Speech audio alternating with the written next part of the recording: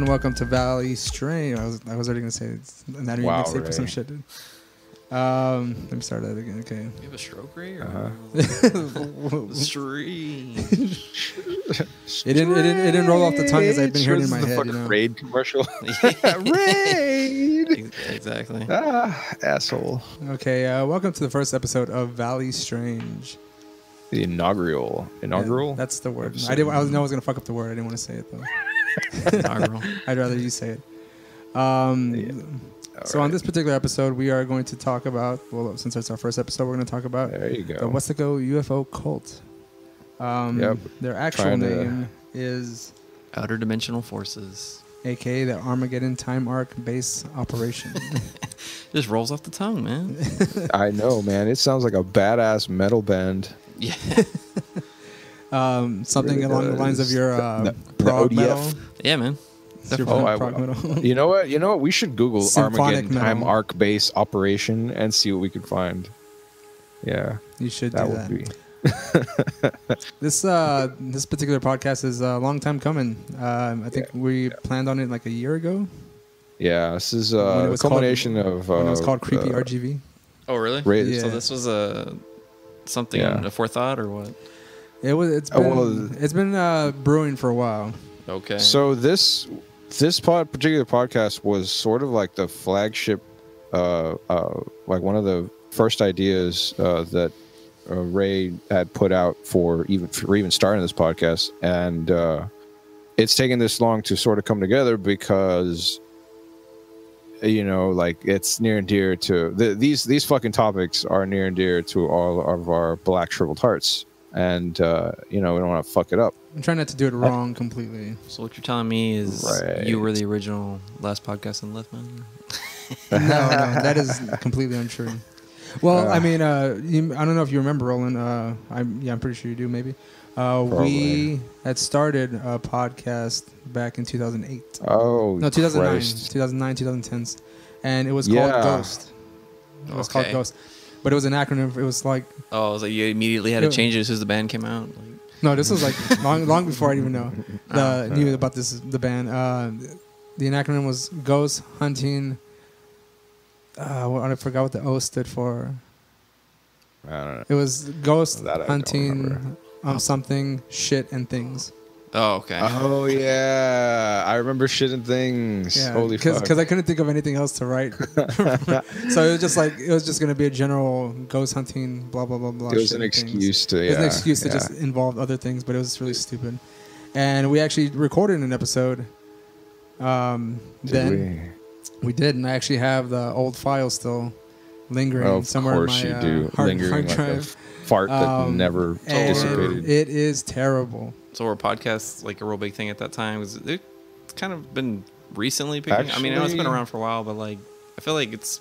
I mean, at least I know like around work, you know, I hear people listening to them, but like I've never, like a couple of years ago, I never really heard too many people listening to, you know, podcasts. Now it's happening. No, they now it's like everyone's like, you know, Joe Rogan and like all the other stuff. So I'm just curious, like, so when you started, you said it was 2008.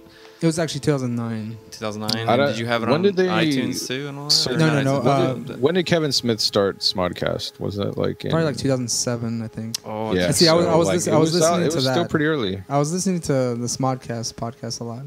Yeah. And so when we would all get together and then, you know, we just talk shit and stuff like that. Like always. You think in your mind that it's a good deal to record this stuff, you know? Yeah, it's the... But without any sort of guidance, focus, or format, it's just a bunch of dudes yammering and blabbing on about nothing. So basically... It's like the quintessential, like, a lot of people probably think that, right? You know, kind of like... we should record this, guys. We should talk about that. Yeah. This would be great. Like, they would love us. And if I may, there was no pre-planning that went on for that particular episode. I actually had my old Roland 8-track recorder. I sat it down on the table. It was a fold-out table in the kitchen, and it had 2 condenser mics built in. So all I did was press record. I pressed record, and mind you, I think it was me, it was Roland. I think Jamie was there. I think Brian was there. And probably somebody else. I think I used to have one of those. Did it look like silver? Was it silver? It's a silver. It's a silver. I'd like to hear it just to see what I sound like fucking Well, 10 years ago. The thing is, huh? You have all the old recordings, or what? We just did He's one. got a lot of old shit. I got a lot of old shit. Yeah. He keeps all of this like a I have it on a hard drive. Yeah. fucking creep. Like a creep. Small Patreon material. Yeah. You know what? I might put it on Christ. Patreon because it just sounds. No, bad. yeah, it's it'll get reused. I'm sure. Well, the first topic I think was the paranormal and sex or fucking ghosts or something like that. Was it? Did we end up talking about like It's- Ghostbusters? Yeah, that it was Ghostbusters. It pretty much stemmed from that scene in Ghostbusters where he's getting a BJ or- yeah, he goes from in his dreams or yeah, whatever. the pants unzip and then Right. Yeah. Wakes up to but- reality. but it immediately took a turn, and just went into everyone just blabbing on about nonsense. I don't when recall was exactly the last topics, time- but it just kind of started that. We were all laughing Yeah. about it, and then someone said Yeah. something else, and then someone said something else, and it kind of just It's probably slowly you, fell Ray. away. Well, I can tell you right now, Roland, you didn't say much. Yeah, I mean, I'd I'd rather would. say why we didn't say much because we were all drunk or something. I mean, it's possible. That's it. But This is like where you cut back to 2008. You know, raised there, going through puberty, all acting it up. Oh man, his voice cracked so much at the tender age of 36. Hey, no one needs to know how old he really is, man. well, Oh, shit. Apparently, in every story, make I've him been- think he's like a savant, you know, man. Like he can was edit super that out. young when he started. I mean, well, in he's every like Silverchair, man. He's like only 16. in every story, I'm 13 years old, Oh, and now apparently, when we started this podcast in 2009, I was 36. Yeah. So Oh, yeah, there you go. who The knows how legend old I really am? begins. You know, nice. there are a Yep. few episodes where I reveal my actual age, but Mhm. you would actually have to Nobody go back and believes listen you. to whichever. Yeah, believe me or not, whatever the fuck, you know. So yeah, I guess sort of trying to get back on our bullshit normal track here with But this. just a quick side note. This episode is actually going to be number 50 for MoQuest Oh, wow. Studios. So as Damn. a whole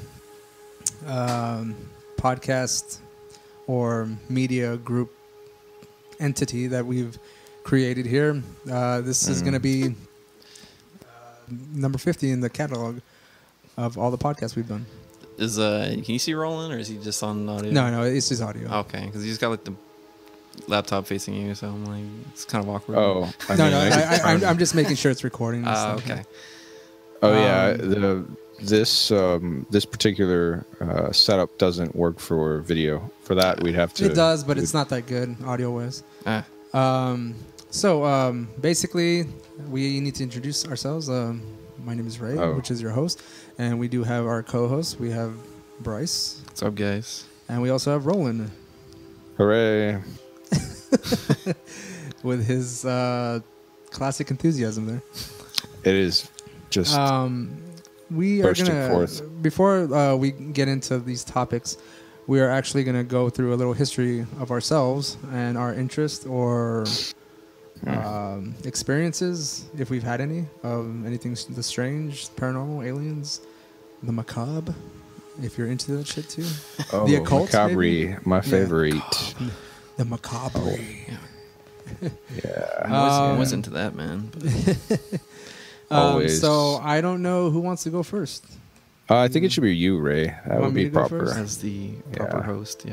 You can Okay, talk well- about your days of bonering out to ET or whatever. Nice. Oh yeah, that was my first boner. E.T. the As extraterrestrial. ET's neck grew long, so did Ray's penis. That's not on record. Did the tip glow just like ET's finger? Oh no, that's just his VD, man. Needs batteries. Yeah. Okay, so I guess if I'm gonna get started, my Yeah. interest began as a child, watching a bunch of horror movies and stuff like that, and basically I would frequent the library at school and the public library, and basically find any books on the Bermuda Triangle, ghosts, Bigfoot. Was any this kind of monsters. before or after you read Goosebumps? I never read Goosebumps, actually, surprisingly.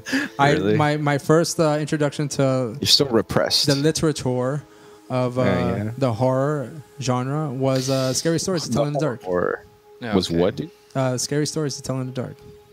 That was my very first nice. introduction. And, of course, Very nice. the art was very intriguing. Yeah, that was good old actually one of my firsts as well. spooky that you mentioned. tales to read in the not so well lit place.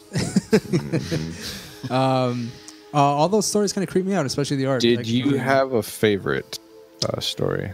Like the one where the woman gets locked in the chest and they forget about her when they're playing hide and seek, or? Well, I mean, at this point, it's been years since I've actually read most of them. The last time I've been meaning to rebuy all of those books. They are just actually, timeless. they're now available in one compilation. That's right. Yeah, one hardcover. No A shit. hardcover compilation with all the original artwork. Roland. Give me that it disc seems, out. yeah. What's up? Seems like your favorite may be the woman who lost her toe, judging by your reaction from when we saw the trailer. Do you recall that? yeah. We went to go see the Dead Don't Die, Roland? Yeah, They showed yeah, the trailer, and then that fucking scene comes out, and what was your reaction?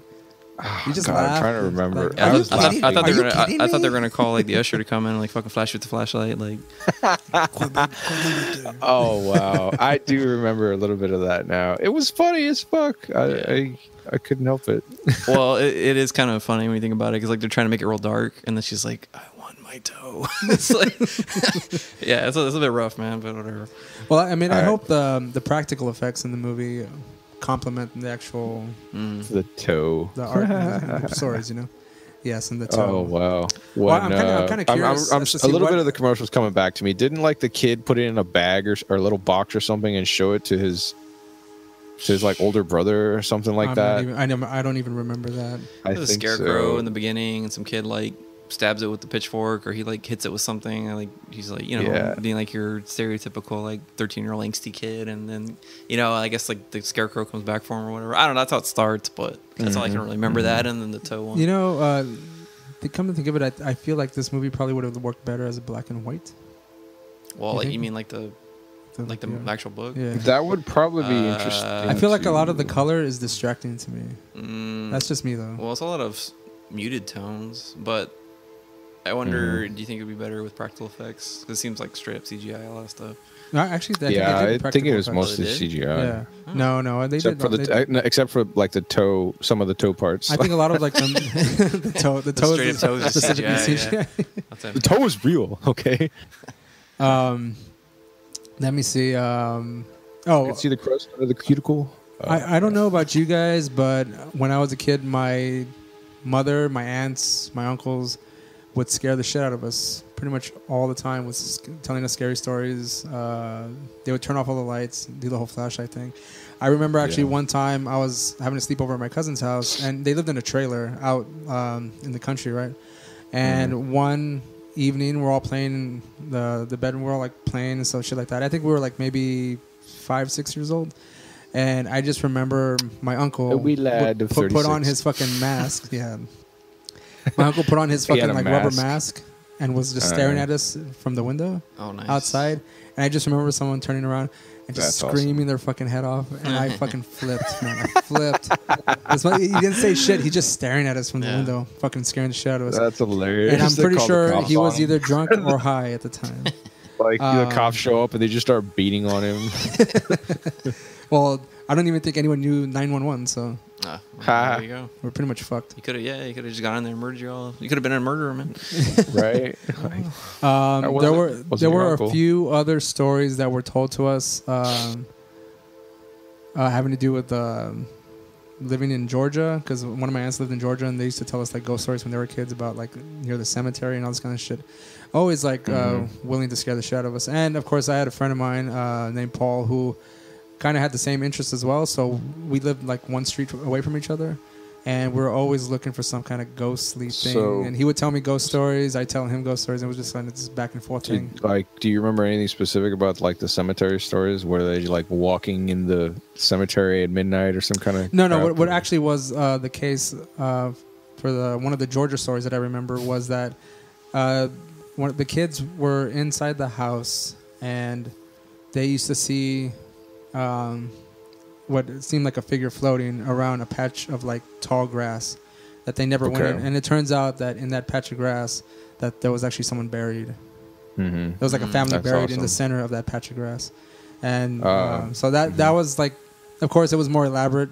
This is just from what I'm remembering. Yeah, sure, but that's plenty. I mean, you get the gist, the gism of it. And of course, living in a town that I do, La Llorona, everyone and their mother fucking sees La Llorona. Yeah, always. Yeah. In Georgia, though, man, that was just a bunch of people making some moonshine, dude. That was what's going on. Oh man, he was actually floating, but it was because of the booze. Yeah, there you go. I don't know if you guys had seen this before, but I've come across a few pictures on Reddit recently, actually, of people like, from I guess this would be like the 19th century, so late 1800s, early 1900s, probably later. That they would actually go out and picnic in the graveyards, and I've seen some old black and white photos of families actually sitting on right abutting the tombstones with with their picnic, their sandwiches, and like they're like checkered picnic tablecloth and all that kind of shit. Just isn't that like just like kind of a Mexican tradition? I mean, yes, of a sort. They have like the Mexican culture is very well, not necessarily just Mexican, but like a lot of I guess minorities have very close ties to their like ancestor worship. But no, this one, these were plain Jane Americans kind of thing. They're wearing their Sunday best kind of stuff, bolo hats and all that cheese. I just thought it was interesting, only because it was a bit, or it seemed that way to me. It was a bit uncommon to have those particular, I guess, demographics or that particular culture there, as opposed to the Mexican folks, that sort of thing. South American, was it? I forget if it was in Cuba or Puerto Rico, where they actually will pose. I think it was Cuba. Well, they'll pose with the recently deceased and like. Oh yeah, I've seen pictures like, of that. Candid or glamour shots, right? Like, yeah, so they'll be playing poker with them, or like they'll sit at a bench at the park, and like they'll dress up the corpse. Well, I think they did that in America to some degree. It's what is it called, memento mori, where they would basically take pictures of the deceased or whatever, like, and doing like normal everyday activities before they were buried and stuff like that. Or they would have like a family portrait with the recently deceased. I've heard that phrase, but I'm unfamiliar with that specific practice, I guess, here on this side. Well, it might have been a European thing, but I know it's like, it was I remember seeing like a lot of like, I want to say it was like 1800s that they would most like recently practice it, but I could be wrong. Because the only reason I say it is because they had that kind of like, in the pictures they would have that kind of dress from that time, you know what I mean? Like that kind of attire. But I can't remember where it was at, but I was watching some documentary, and they where they would mummify I'm pretty sure it's an Asian country, but they would have these they would mummify the family, and then they would like bring him out every year. They would bring out the mummy, and like they would like pose with it, or like do different things with it. They'd put like cigarettes in its mouth or whatever if they smoked. Like the same mummy? Yeah, the same mummy. Like every year they would bring it out. Yeah. Oh, I think the show is called Dark Tourist or Dark Tourism. It's on Netflix. But like the guy went and he took part in the festival or whatever. But it was like every once a year they would go dig up the mummy, and they would like kind of like parade it around and like do different things with it. Or if if the person liked to smoke and like in life, they would put like a cigarette in its mouth and all that shit. So. Yeah. Well, I guess we want to move on to Bryce then. Oh well. Unless you have any questions. I was going to say, like, you mostly talked about like how your family told you stories, and then how they would show you, or you would watch horror movies, that sort of thing. But I don't. Did you mention anything specific, Ray? Like, oh, good point. Because you didn't. You ET aside or whatever kind of thing. Like, what was like your? Do you remember like your earliest like? I guess. I mean, if I'm gonna that you watched, or Well, all of this happened when I was fucking like between 4 and 36. 5 Yeah, we know. 36, Straight out the womb. Yeah, I just, Came out with that. He came out white hairs and everything. I don't know too many of my other family members that have as much of an interest in this kind of subject than I do.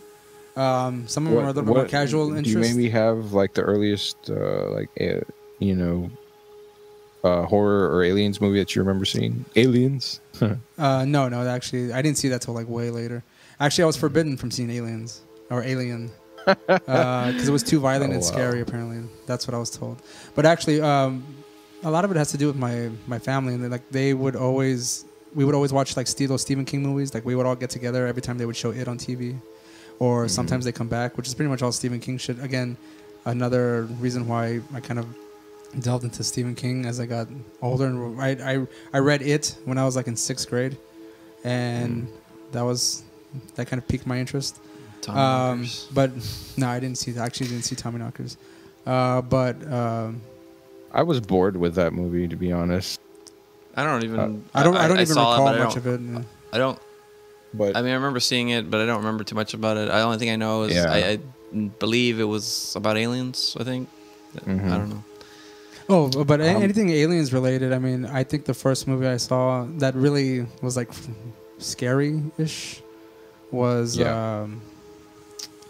wasn't Communion, which I saw later on, but it was like Fire in the Sky. That kind of gave me a more interest in aliens because it dealt more with like an alleged true event, which was the Travis Walton abduction, and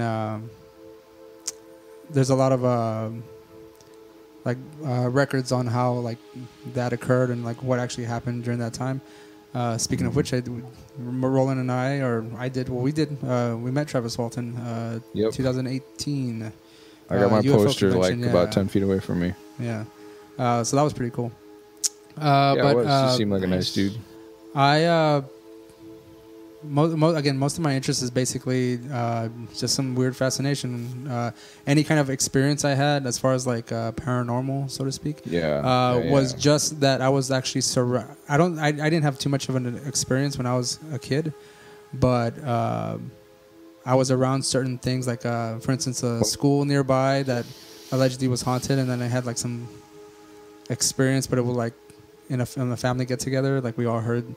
Which is a story I'll get a little deeper into later on in one of our other episodes. But we all kind of experienced I guess it would something. be good to save some of this school, to weave into some of the other episodes as well. And of course, like more personal stories later on. But as much as it has struck some kind of fear in me, I get like kind of excited. Fear boners. Yeah, I get excited about it, and I kind of enjoy being afraid a little bit. I get more scared from like human beings coming to talk to me than well, that's like stay the fuck away from me. Social fear. Social fear is more real than any of these other supernatural and extraterrestrial. I get excited by fear. He's rubbing his nipples while he says that. People scare me, but like Satan is, awesome.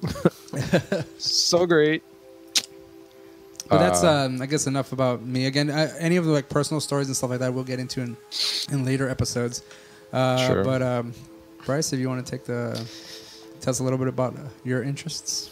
I guess the first... Be as forthcoming as possible. I mean, it's really nothing to say. I mean, I haven't myself had too many, or really any experience, I guess. I mean, other than like maybe a minor one or something. But I don't know. I guess it's something you could easily... shrug off, but I guess I guess the first thing that got me into it was kind of like similar to Ray. I saw Fire in the Sky, but the first movie I think I ever saw involving aliens was Communion, and after seeing that, and that's the story about Whitley Strieber, and it's also supposedly based on a true story. Well, it's based on a true story. I shouldn't say supposedly. sorry, Whitley. We talk shit on our Anatomy Mixtape one. Yeah, that's right. But we apologize. Yeah, we apologize. Nah, but that one kind of got me interested and terrified at the same time. Like, I don't know. I always had like a phobia of being abducted by aliens, even though I've never had an experience of any kind like that. I don't know, just always something about the idea of it freaked me out. Specifically like the Greys. Everyone would always like make fun of me because they're like, well, I had an ex-girlfriend that would always like, she'd be like, well, why are you're not scared of like the xenomorph from Aliens, but you're scared of like the little friendly Greys? I'm like, friendly Greys? Like, what the fuck are you talking about, man? Like, they're not. They're worse. Dead eyes. Yeah, man. But do you even know what a Grey is? Yeah, right. Bring down the chart like with all different aliens, like fucking reptilians and shit. Nah, but and then kind of the same thing with Ray as well. Like I was at a book fair at school and they had I was pretty young too. I mean, I was in elementary at the time, but I was in a book fair in the library and they had a book on close encounters and like different things like that. Immediately drawn to it. I bought that. I still have that book. I can show it to my kid, see how he likes it. But and of course the X-Files too. I grew up, mainly in the 90s. So yeah, of course that got me really into it. And Fire in the Sky too. I've seen that movie and I read the book, which was really good. But the book is completely different from them. In my opinion, it's pretty different from the movie. But figured that would be to be expected kind of stuff. Well, I mean, yeah, that's true. But you would think if they're trying to tell like a true story, they would kind of keep it close to as possible to what his telling of it was. Sure. Well, yeah, but I guess they need to sell tickets. So, well, I mean, yeah. if you hear directly from his mouth, like he's pretty much like nonchalant about the whole thing. I mean, like as much of a spectacle as it is in the movie, he doesn't play it off that way like at all. Yeah. And I think most people would like when they would ask him questions, they're expecting some kind of like almost profound kind of situation, like a very elaborated story, but they're just like, well, what I just want to bring it back. One of the questions that one of the guys asked, like, I don't know if let's see, he says some guy was like, "Do you know like what planet they were from? Did they tell you what like galaxy they were from?" And he was like, "I don't know." Planet X. You douchebag. Hey, we'll get into Planet X and like Nibiru next time. Was supposed to hit us a long time ago? Yeah, but that was actually a cover I have. Was that at the convention y'all went to? What?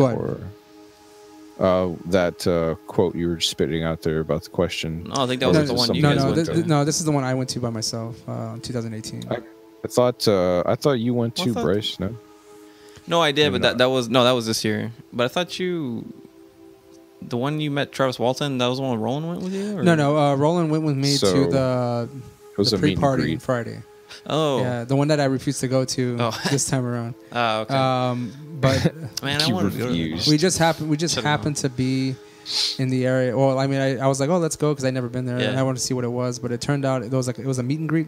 Yeah. With which surprisingly I didn't know that was the case. That it was gonna be a meet and greet with some of these people, and then there was going to be like a festival and a party. There. Yeah, but the thing is, in the background was just like Tejano music playing. And like, like a bunch of like little vendors and stuff. It literally was like 25% related to the convention, and then it's just a bunch of people coming out to party. That's it. 5% interesting. The rest of it was just assholes running around, making tinfoil hats. They were making tinfoil hats, and I was just like, oh my god, selling tacos and painting like black eyes on their titties and stuff. Yeah, exactly. they were like alien green faces and gray faces each other.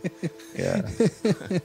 But yeah, so no, but I'm sorry, Ron, you had a question earlier. Oh no, that was it. I was asking about like what Ray was referring to there, so that cleared it up. But go ahead, man. I think you were ending upon, or you sort of segued out from talking about communion and I guess Fire in the Sky. Yeah, so as far as my interest in the macabre, like my dad he loves horror movies, and I do too, but I think I got a lot of that from him. So I got started on that pretty young with horror movies and shit. So that's kind of what got me into that. But my family doesn't really have a lot of experiences. I don't think. I know my grandmother would tell stories when she said she adamantly would tell us, or believed that she lived in a haunted house. At least that's what she would tell us. A house in Illinois. The stories she would tell about it was pretty creepy, but I never got to visit it, unfortunately. And my uncle went to Vietnam, and he has a story about seeing Well, he says it's ball lightning, but I don't know. The way he tells it sounds to me like it's kind of like a paranormal thing. Says he was in a tent at night, and he was in a tent with another guy, and they saw this light, because the tent, the screens are real thin. He saw a light, and he thought it was a flashlight because the way it was kind of swaying, like somebody walking, until it like came into the tent, and it like circled around the roof of the tent, or the ceiling of the tent, and then it went out the other side of the tent. So I don't know. He says he thinks it was ball lightning, which a lot of people have used that to explain orbs and UFOs and stuff, but I don't know. Aren't they? I think they're usually associated with thunderstorms. Well, yeah, I would think if it was ball lightning, wouldn't it have scorched the tent and all that if it was coming in? Right, exactly. It would have kind of set them on fire. Yeah, I would think so. Did he maybe mention like smelling sulfur or anything, like burnt air, that kind of stuff? Nah, he just told me he came in the tent, circled around in the tent, and then left. But he told me some other stuff too, but I don't want to relay it on the podcast because it's kind of racist. But well, the 60s. I'm sure. Yeah, pretty much, man. Well, it's not that bad, but people may misconstrue it as bad. So, anyways, really, that's it for me, man. Of course, living in the valley, you hear fucking you hear ghost stories all the time. So, yeah. Well, that's what I'm saying. Like growing up, that's all you hear. Everyone has some kind of paranormal. Every canal has a La Llorona sighting, or they see the lady in white. Yeah. Right. Or they see duendes, the little people. Yeah, actually, there's supposedly a house. Well, there's a website called Shadowlands, and if you check it out, it'll actually tell you like some of like the local stories of your area. And some lady had posted on there about seeing duendes in her trees and shit. So I don't know. It's kind of interesting. Well, I had an aunt who lives out in the country in San Benito. Yeah. And she said that she used to see like things. She had like horses out there. Yeah. And she used to see. She said that she used to see like what. Well, she said they were little demons. Obviously, they're like duende type of people. Ooh, Shadowlands is a .net site. Interesting. That's like an elf, right? Like it's, yeah. Okay. Yeah, the duendes. Yeah. The little dark and she saw like elves. running around and like taunting them from the outside, and I'm like, I was like, I don't know, man. No, those are just pygmies, dude. Ray's, right, jeez. Ray's got a duende story, I think. Really? Yeah, I do. Well, I'll tell that on another podcast because I don't know what I can reveal certain things that happened regarding Ray, that. are you being politically incorrect about a small person that you saw? No, not at all. I wish it was just that. That's exactly what it is. I don't think you ever told me the story. How much? Cliffhanger, man. There's a lot of things regarding like certain personal experiences, but I have to like go back and like either write them down so I can have some kind of concise or articulate way of explaining them. Because if I just tell you right off the bat, it's just gonna be like fragments of things here and there, and I have to like just release it. He's gonna have a nice long shit and just that's where the inspiration comes from. Just sit and think and reflect. As I've shown Roland, my sketchings that I do is mostly there on the shitter. You have no idea how irritating that is because you'll send me something and I'm like, that's pretty good, and then you're always like, yep, I'm on my thinking spot. Like, oh, god damn it. Oh, you mean like ideas for the podcast or like no, ideas and actual sketches that I draw out. Yeah, like he always does this stuff. Like while I'm on the toilet. Ah, nice. And I'm never just like, and I'm actually pretty good at criticizing anything in general. So I usually don't have anything bad to say, which is kind of irritating to me. It's funny because I think of it as a release and acceptance. I'm releasing the bad, accepting brand new information. I think of it as just comes to me. Bullshit, but no, it's Ray shit. Spray shit. Right. Detoxifying. Yeah. That's the way. That's a nice way of putting it. It's an inspiring shit. Yeah. Just. Well, I don't want this to turn into a fat food for fat people. Well, yeah, it does about does it for me, Roland. Okay. I was actually trying to think about this for the past few days for a while. Like, I don't really remember. I kind of remember one thing that clearly that where I was like, oh wow, I like all this. I like where I started hearing about ghosts and aliens and supernatural, the horror. And I was never afraid of any of it. I liked it. not like fear boner, I guess, levels of enjoyment necessarily, but it was more of just like an interest in like the unexplainable, or like the unknown, or just, you know, things that are inhumanly possible, or inhuman existence kind of stuff. So I think I was in second grade, and the teacher would have like I guess he would have a story, you know, like a story hour or something like that throughout the day. And he always would, you know, flip off the lights and start reading the the Stories That Must Not Die books. Yeah, those were pretty popular. And which, I mean, you bring that one up quite a bit. So like that pretty much has a history in your childhood pretty early. Yeah. It was like the first time that I would sit there and just listen. It was in second grade. And he did a good job. He'd scare people and like yell and do all this kind of stuff, and everyone would scream, and I would just sit there like, this is awesome. As they just look at you like in fear with a smile on your face. Yeah, basically. I have always read, like, as far back as I can remember. I've always read books. Like my family, or my mother taught my brother and I how to read. It's like since before kindergarten. I mean, like, just so by second grade, I the second I got the chance to, I was like, oh yeah, they're at the library. All right, you know, I went and I picked them up, and then that's when I found everything else, like the scary fucking stories. What is it again? The Scary Stories That Tell in the Dark.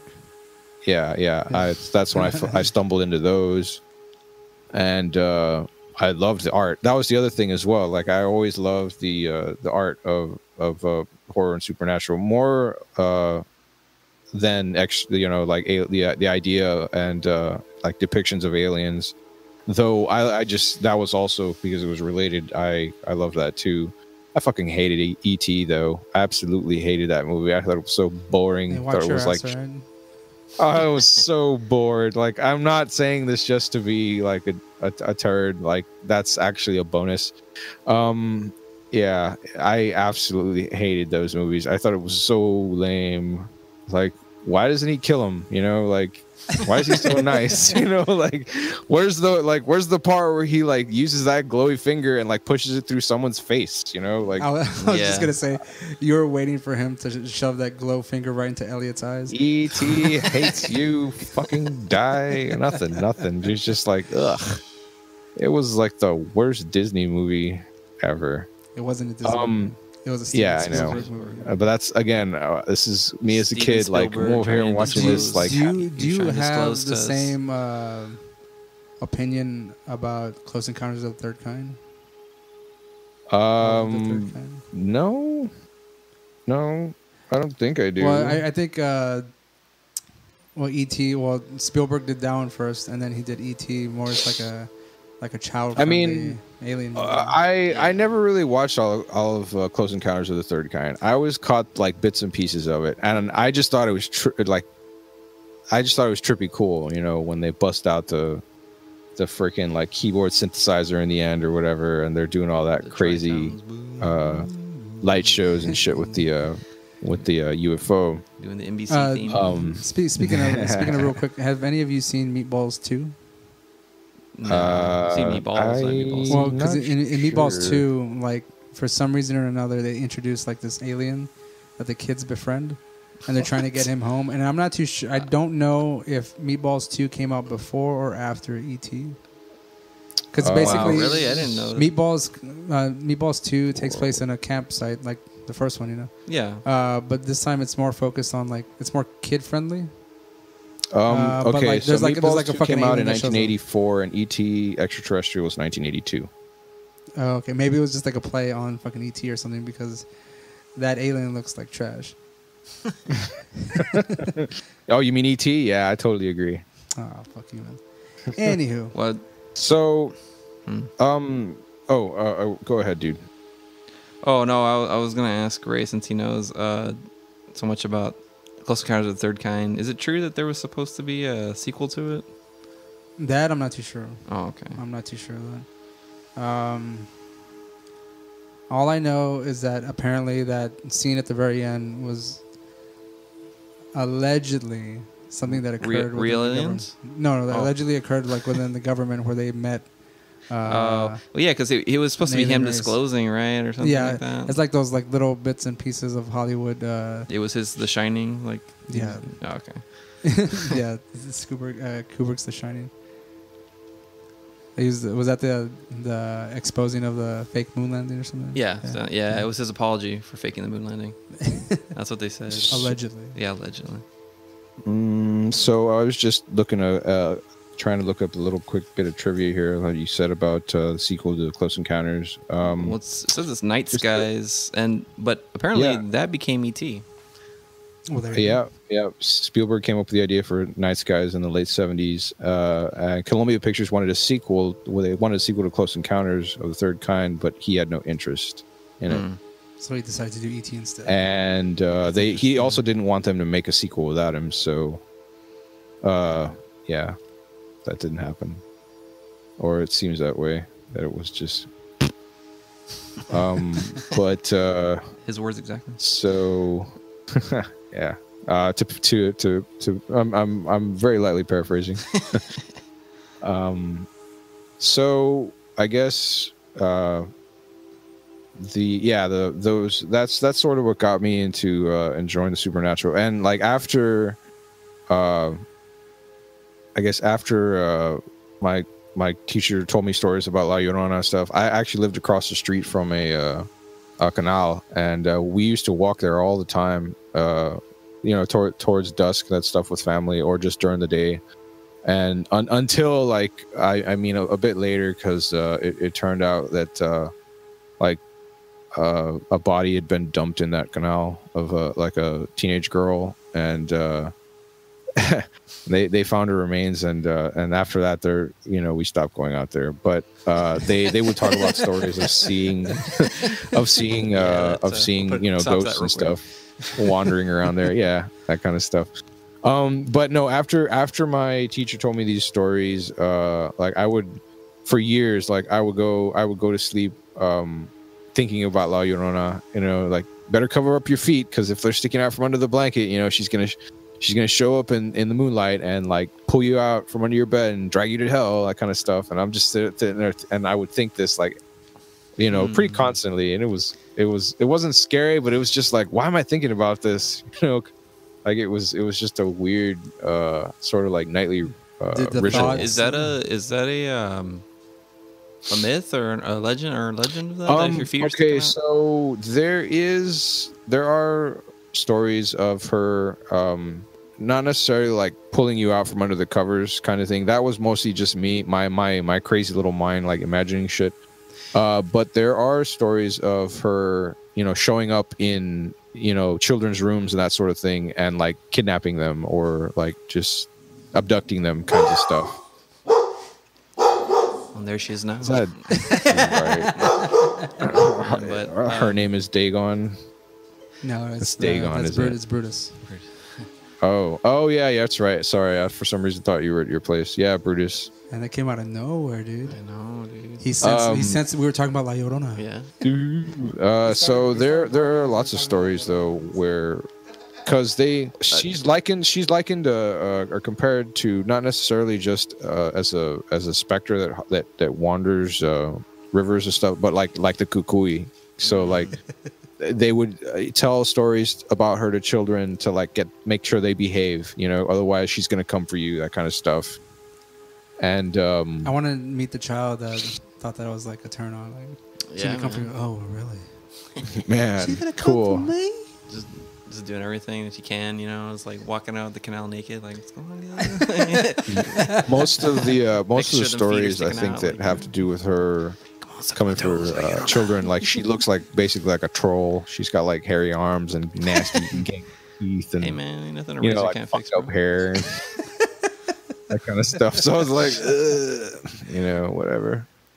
Well, I was just wondering, because I wouldn't be surprised, if it was part of a legend, because I was maybe she was like kind of like a catch-all, because right. The whole idea of it is like you're trying to keep your kids away from the canal, so you kind of make up like a boogeyman type story. So I thought maybe you don't fucking drown. That is that is also another. Or like maybe I was thinking like don't keep your maybe you're afraid of the kid getting sick, like his feet getting cold, so like make sure your feet are covered, or else, so something like that. I was like, that's another exact reason though. I've read not necessarily accounts, but like examples of her being used as like a tool for those sorts of things, as a way to caution others. There is an urban legend though about modified figure. Well, it's I guess it's like a more Western one, but like it's a more generic or general urban legend. But like the one where like the person like sleeps with their arm off the couch or something like that, and like it's missing in the morning or something. I don't know what that's supposed to be like teaching you, but I don't know. Stop touching That's yourself. cool. Yeah, exactly. so yeah, I mean, a lot of these stories are either they have like a follicle of truth in them or whatever, but a lot of them are like they're folksy. You got to use these types of stories when you gotta scare them saying God's looking at you and that's not working. And you gotta be like, oh shit, we need something more local. Yeah. Well, yeah. I mean. Right, yeah, this is what God does to you when you suck, and then like and then this specter of hell is unleashed on the children. Yeah, I mean, that's more for shame, Testament, yeah, right? It's more for shaming you, like watching you. If the shame doesn't work, how about burning in hell? Yeah, right. If that doesn't work, some ugly lady's gonna touch you. No. Right. There you go. It's not so bad, I guess. So yeah.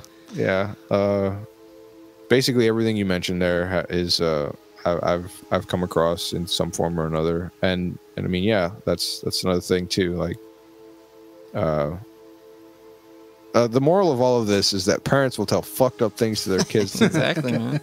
Get them to like fall in line or whatever. Well, I'm gonna tell you right now that my mother-in-law is the worst about that with my kid. Sometimes, man, I get so like when my kid goes and hangs out or stays over there, I'm just like, you're going to scar this kid with all the shit you tell. Yeah. And I know you're like worried about him, but you can't make him like so repressed, man. It's like, I don't know. This is why kids have nightmares that last for fucking until adulthood or whatever. Like I still remember all this shit. Like, really? What the fuck?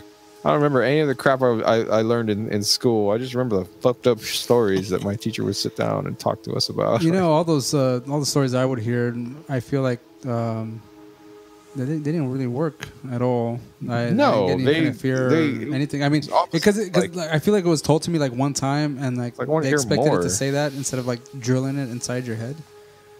So it was just told to me once, hoping that would do the trick, but it obviously didn't. Yeah. So they're like, oh. No, I mean, I still remember a lot of those fucking stories just because I was like, how the fuck did that happen? Or like, it's more of like a morbid curiosity than like anything having to do with like a sense of fear or responsibility to be a good little boy or whatever the hell kind of stuff. Hey, but have you ever had any paranormal experiences that may have gotten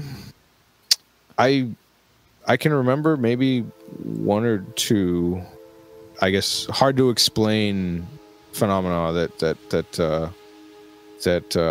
maybe three or so that I've sort of experienced. The easiest one, because I wasn't alone for this one, and I think I've told Ray about that one.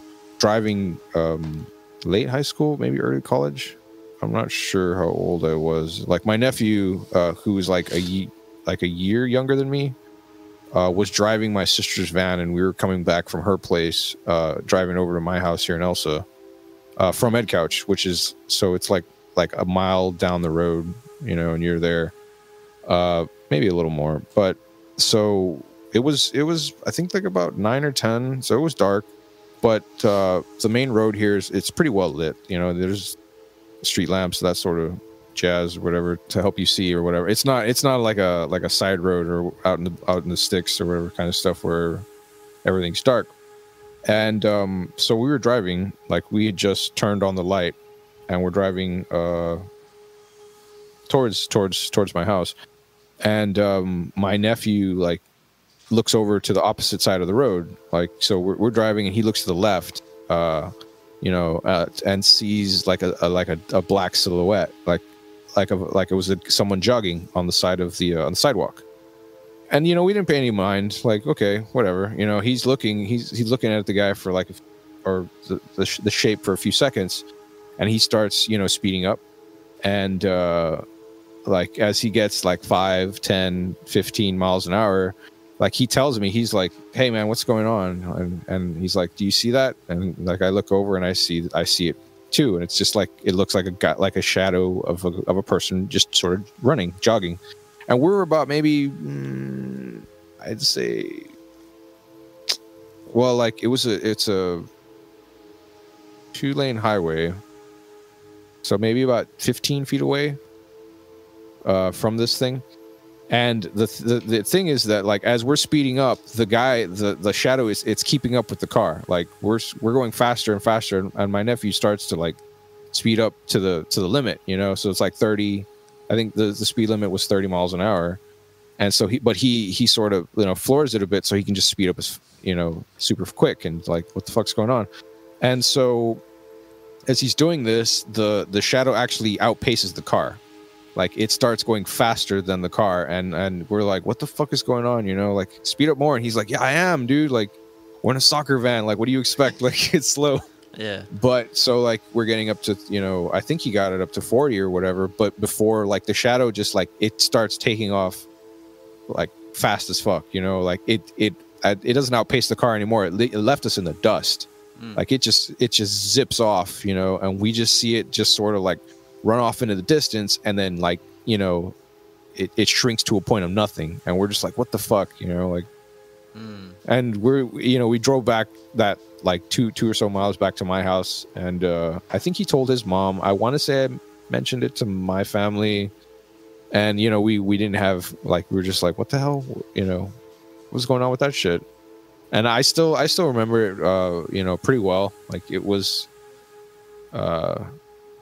it was confusing as shit, like, and I actually haven't asked him about it. I should see if he still remembers. Wow. Just for shits. There's like maybe one or two others, but I figure I can just like save them. You could save those for next time. Well, that's a pretty vivid experience, though. Like, it was weird, man. Like, I mean, like I can't really forget it, only because like there were lights. Like, it wasn't pitch dark kind of thing, and it was like, but it was dark. It was at night, and we're seeing like a black silhouette. Like, what? It's kind of, it was hard enough to, like, you would think that sort of thing would be hard enough to see, and no, like, it was. So I guess, for lack of a better term or whatever, the shadow person then, or like that's what you want to equate it to then? Basically. Wow. Yep, that's pretty much. I've read about him over the years, and that is the only thing that I've come across that says to be. That's possible. Not to get off topic, man, but I guess it's on topic, but not to get off form, I suppose. But I've had a sort of an experience with a shadow person, but again, see, I don't know, man, because I guess I'll be like the resident skeptic here in this like podcast, because like I kind of like don't know if it's just like I can. Shrug it off as like, I was tired, because like that whole experience you're talking about right now you saw it for like several minutes or whatever, or a minute. Pretty much. What I experienced was, it looked as fuck of all this stuff, but yeah, go ahead. Well, the experience I had was I was laying on my couch, and the living room, you can look into the kitchen, and it's a wide open like space to get into it, like the kitchen. It's not like a doorway. And I kind of saw like this black, like not the whole body, but just like as if a person was standing there, and they were like looking, like peeking their head out from like behind the wall. And like I looked, and it was gone like very fast. But it was very, it was vivid, but it was like split second. Like it wasn't as the way you're describing it. I mean, that was like a whole like several minutes. This was just like a split second thing. So I don't know, man. It could have just been like I was tired, but it was pretty like. But it's one thing to like see something in a split second, and you can kind of like brush that off. Because I've seen things on the corner of my eye too. Here's the thing, though. It wasn't like it wasn't necessarily like corner of my eye. Like I actually kind of like looked, and it was like with the head like peeking out from behind the wall, and then kind of like that. But I don't know, man. Maybe I was just tired. You know what I mean? Yeah. Like it's just something trick of the mind. You know, but.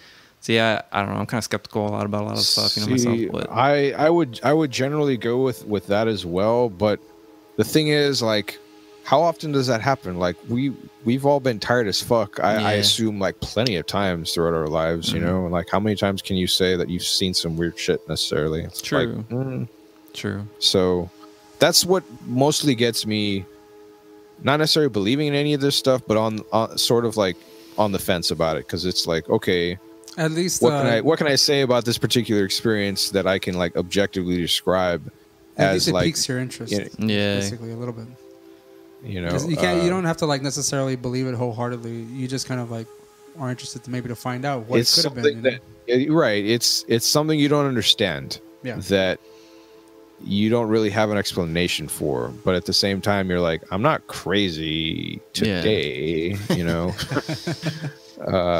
Kinds of stuff necessarily, and I mean, I'm also something that I've always sort of understood is that, I mean, like humanity as a species, we know tons of shit. Like we don't know everything about, but okay, like the totality of you know, like humanity's knowledge is it's a lot of shit. Like we know a lot of stuff, but like on the I guess the universal scale of everything, like we really don't know a damn thing about much of anything, really. Like, and like understanding that, I mean, like it all comes back from Lovecraft stuff. Like that crazy ass emo bastard understood that, you know, on the universal scale, like we're specks, we're like motes of fecal matter at best, you know, kinds of things. Like, so there isn't anything necessarily to say that, you know, your experiences are either not exactly like invalid or invalidated by like the things that you can't objectively describe. Yeah. It's more of just like, okay, these are the things I understand, and this is like how I can describe this sort, and that's as far as you can go. Like it ends there, you know, because you don't really have a way to explain it. I don't know. I could just be ranting like an idiot, but yeah, no, that's pretty much it. Like my whole point was that just like we really don't understand much of anything about anything, and so who's to say? It's just. You just take it as it is, and just maybe you can right. explain it, maybe you can't. Maybe you can find something else to relate it to, or some tidbit of information somewhere, like a parallel to it, I guess. So like like I mean, before I saw this, you know, like that shadow person, I didn't know shit about any of those things. Like I didn't know that was an actual like description sort of thing. Actually, until I met Ray. Because I never bothered looking it up. I was just like, yeah, that's some weird shit, you know, like, because is it a ghost? Is it not a ghost? Or, you know, I don't know. But like, I like that stuff. I think at some point when we lived together, I think that's when most of my eccentricities of all these kinds of like topics would come out. Because I mean, we would always sit around a table and have a nice yarn about. I thought you were trying to say something about your ex, because like the way you emphasize ex, like. Eccentricity. No. I was like, something's going on there. No. I mean, I didn't really have anyone to express any of these things to, and the fact that we were just drinking and stuff like that, mostly this shit just pops out at some point or another. And pretty much. I mean, you either do one or two things. I absolutely did not talk to anybody about this stuff. Not really. It was just like my family understood that I liked just weird, odd stuff, because it was I just considered it interesting, that sort of thing. I mean, it also stems from metal, right? Well, yeah. I mean, all but like just the metal that kind of like encourages like formative metal days. The topics, you know. Sure. Okay. Yeah. My folks were just chalk it up to me being weird kind of stuff. And I didn't think it was weird at all. I was just like, this is like what, you know, like fucking monsters and shit. Like, I don't get it. Don't you all want to find Sasquatch too? Am I the only one? Am I the only fucking person? Yeah.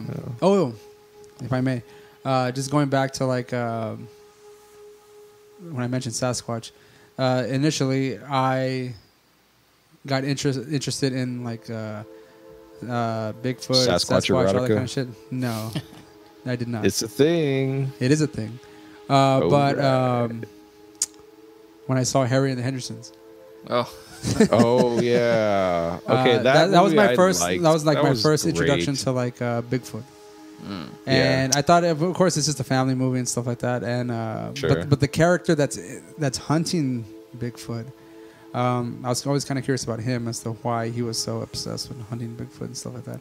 And I would then I would go through every other situation of, again, Bigfoot, Bermuda Triangle, disappearing people disappearing, ghosts, all that kind of shit. So you wanted to be like the Bigfoot hunter, man. That's a badass job, dude. You were Who was the guy that hunted it? Cool. That guy's forget John Lithgow. I want to be that right. Ray, have you Until seen? you saw John Lithgow and Third Rock in the Sun on like you History wanted Channel? to be him again. I probably close an identity with that, man. I don't know, man. I did take a bath though. I was gonna say, unless you got some like cousin like never mind. Cousin loving going on or something, man. No. All right. No, I don't think you're that that closely related. To him, No. I didn't grow up in Louisiana or anything. I got you. No, I'm not trying to disparage anyone from Louisiana, but I just, it's a personal experience. So. Oh, really? From Louisiana? People that may know from Louisiana or that came from. Well, I mean, Louisiana is very steeped in like supernatural culture. Oh yeah, for sure. Yeah.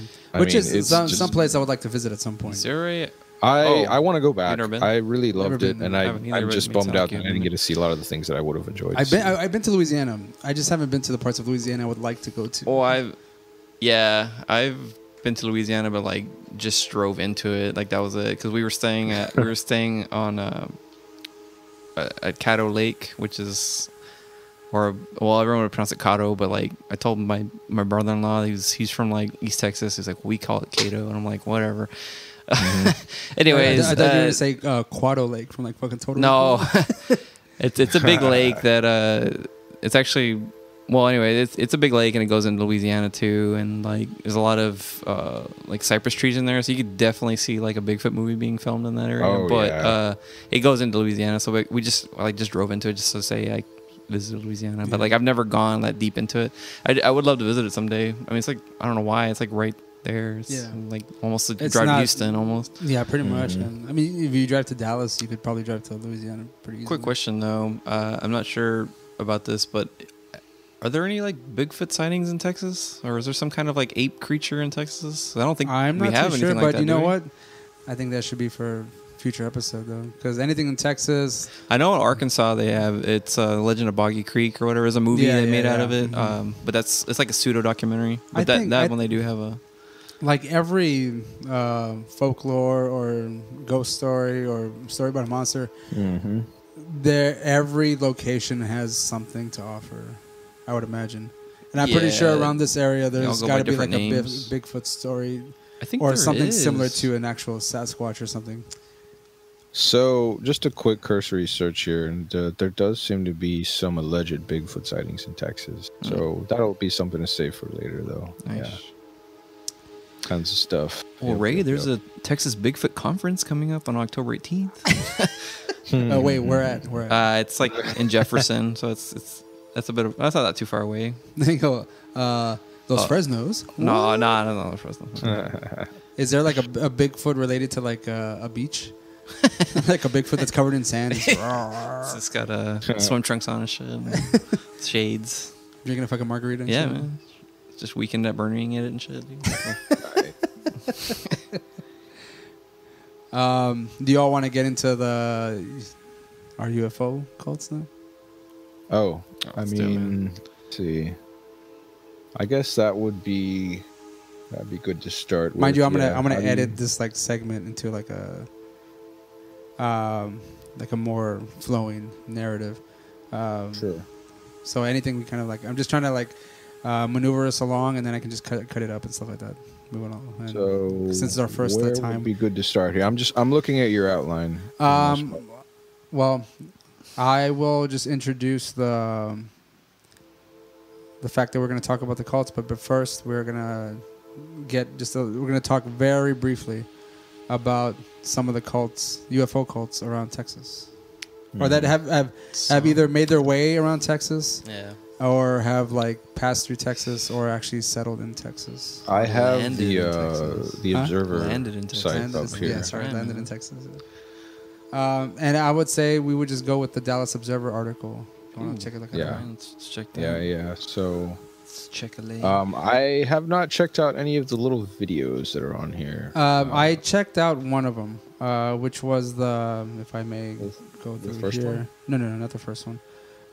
Which the one that intrigued me the most was, hold on, the Heaven's Gate motherfuckers. No, the Project Starlight International. Mm-hmm. That was the one that caught my attention more than anything. I'll tell you one thing. Somebody sure got a hell of a PR guy, man. That's a good name. I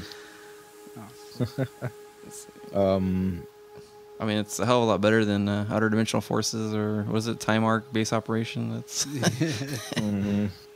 Armageddon time. Yeah, yes, thank you. Some stuff. Hold on. Armageddon time. Yeah, Arc it's Base Armageddon Operation. time. Yeah, you got it. So like out of all of them, I mean, you mentioned the Project Starlight International, also the Association for the Understanding of Man. I mean, that would probably be a good one to start with. Out of all the ones I read here, this one kind of seemed like the most harmless, I guess. Yeah, just because it kind of like the way it ended, it seemed to kind of just. I mean, like it. And I assume that like, you know, these guys weren't drinking any poison Kool-Aid or anything like that or whatever. Well, if I may, I'll just introduce the segment, and then I'll mention the article that we are citing, and then we can go into it, right? Yeah. Which one would you all want to start with first? Just start at the top in that case. Just start at the top and work our way down. This was like a segue, like that little bit we mentioned into it.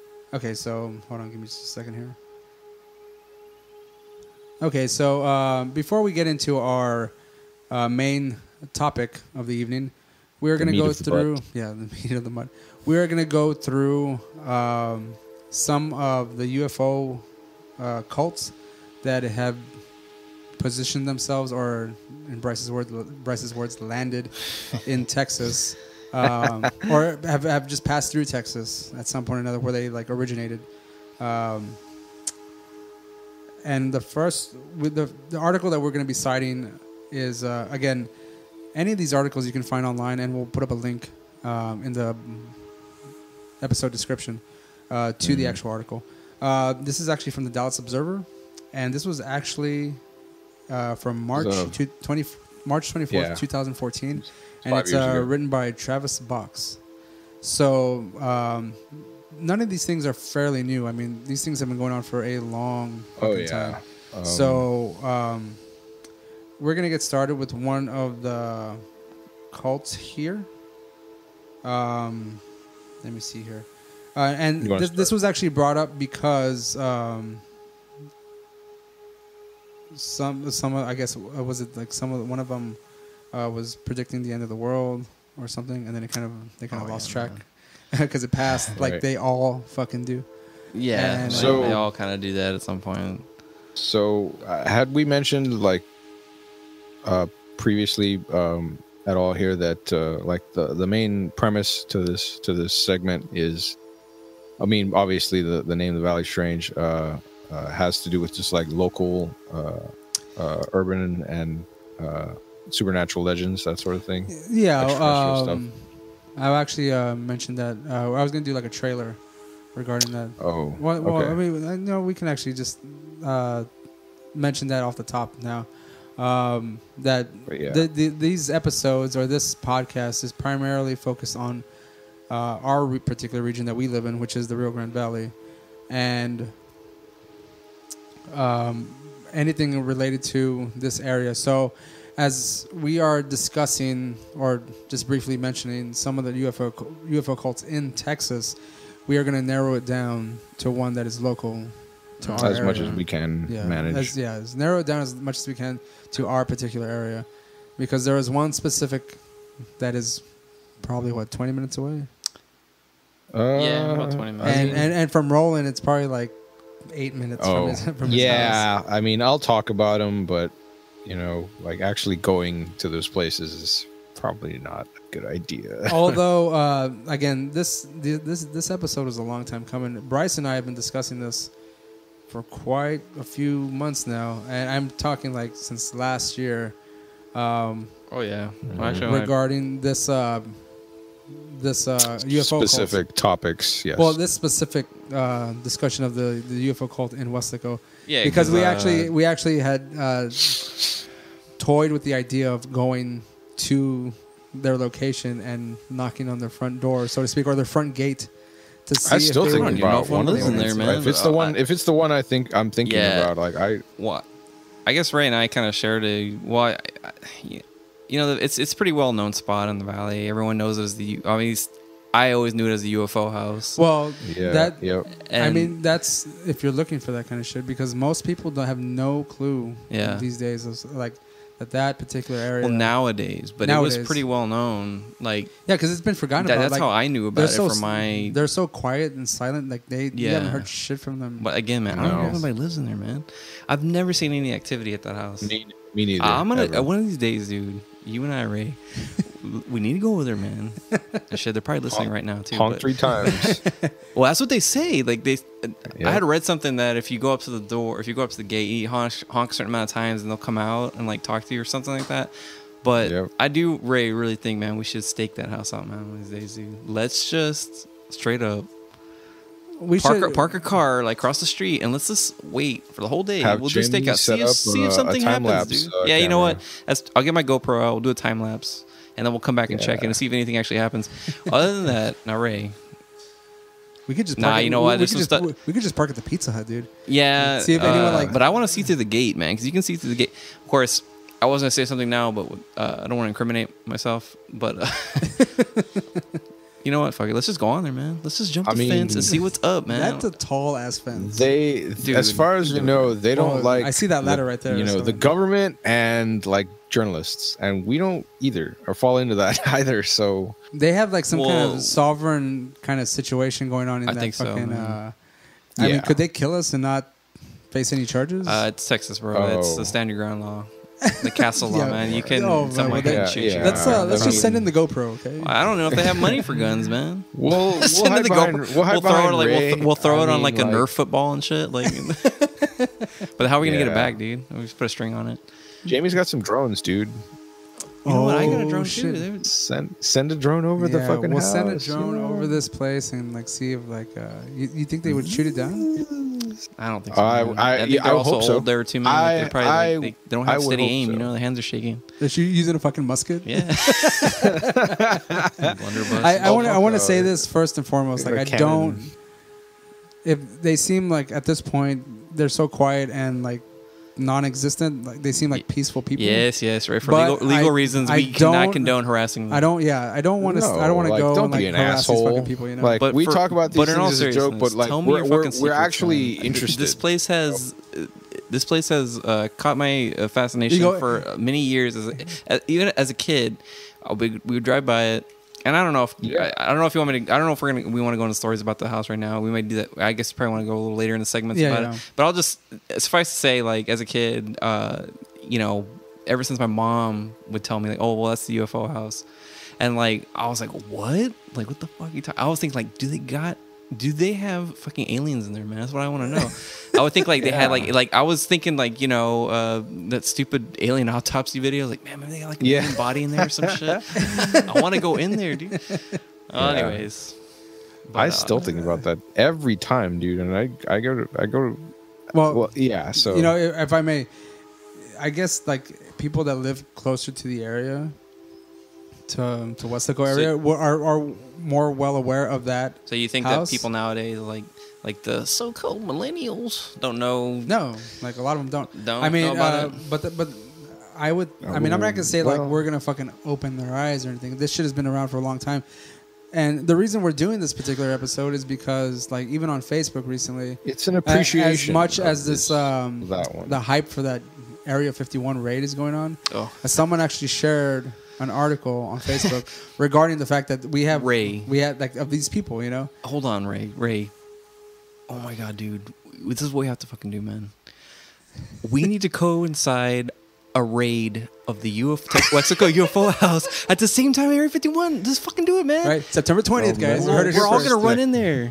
Hey, we might get shot too, but it's all right. We're gonna do it, Ray. Come on, man.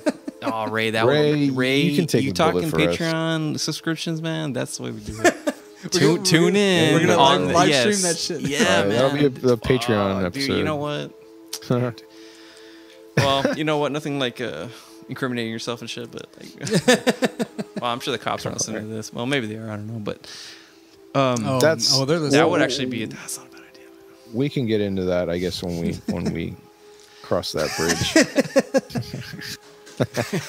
September 20th. Everyone, go get your Laredo taco because you need your carbs. Fucking have your energy up, man.